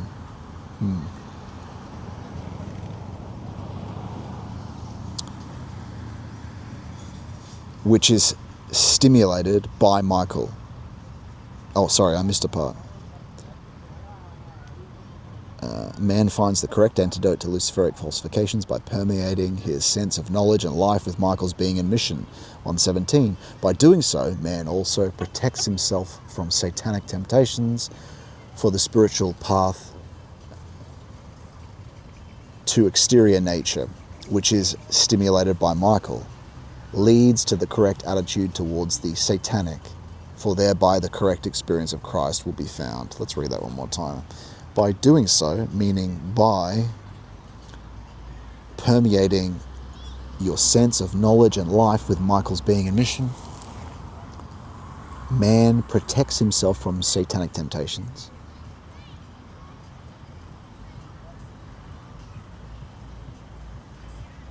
because the spiritual path to exterior nature, which is stimulated by Michael, leads to the correct attitude towards Satan, who is objective, his objective hypnosis, what hypnotizes in the world and tempts in that way.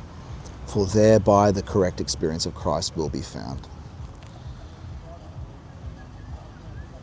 You have to examine that again and again and again. But I would just simply say that through Christ, through disclosing his divine will, are you protected by both Satan and Lucifer? Because you're constantly referring back to Christ and asking him what to do for teaching and guidance and intuition. And so that's really what lifts you out of it and protects you from it, because you'll have a certain temptation and you might not realize, actually, say it's a will to power thing. Or should I post this on Twitter? Should I do this? Should I do that? And it becomes possible to ask those things. And then you learn. He guides and teaches you through the depth experience we talk about. And so, yeah, you don't really need to do what he's talking about there necessarily. No. It's really the traditional way of overcoming your sin leads to that. But truly, the best help is through concentration without effort in prayer and the depth life. So, as Rudolph does talk about here, to be fair to him, to interact with Christ as a fact of experience and to be guided by him and ask questions, which is what this is all about, getting to a stage where you can ask. Yeah.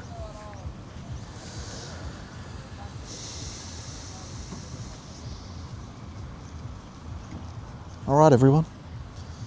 It is 7 o'clock. When did we begin? We began at 3. We're probably going to finish a bit early tonight. Bob says hi, friends. Hello, Bob. Thanks for joining us. But, I think we began at 3, didn't we? We've been going for about 4 hours.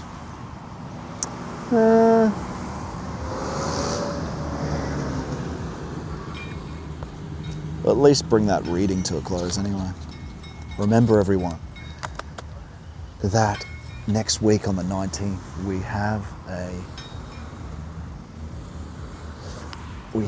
a pilgrimage to Macedonian Orthodox monastery. We have permission to pray there, so check out my Substack for the details. DM me, and if you're in the Sydney area or New South Wales, you're welcome to join.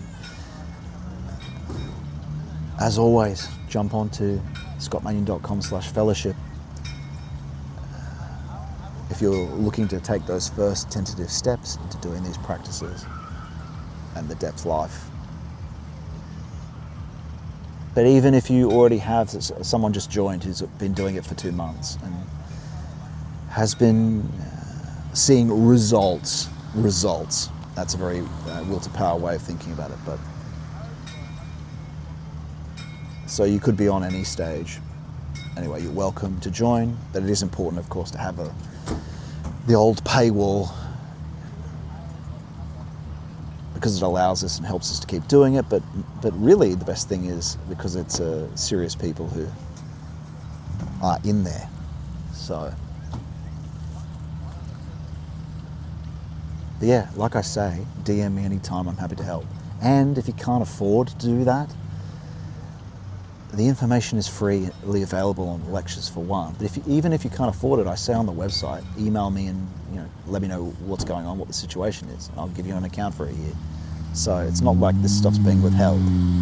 So because it's not about that, it's for everyone, which is why all the lectures are broadcast are free. And if you could just follow them, you wouldn't need to. But it is good to have spiritual fellowship and helpful, and I'm happy to speak to people. So, like I said, DM me anytime.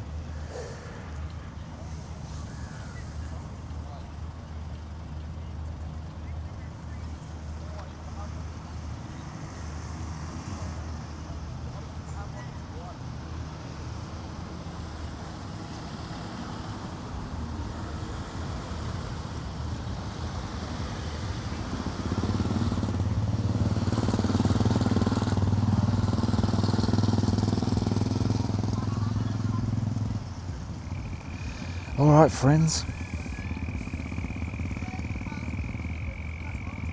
As the sun goes down, as the cool wind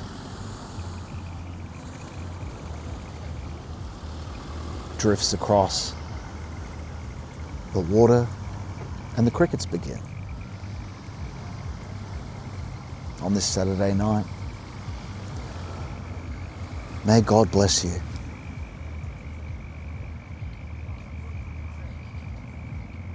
I'll see you next week. Thank you for thank you for watching and listening. If you want to say goodbye, I'll check the chats one last time, and I'll see you next week. Don't know where we'll be, somewhere in New South Wales. Oh, actually no, next week we'll be I think we'll be in Kiama. So we're going to do on the Friday a stream.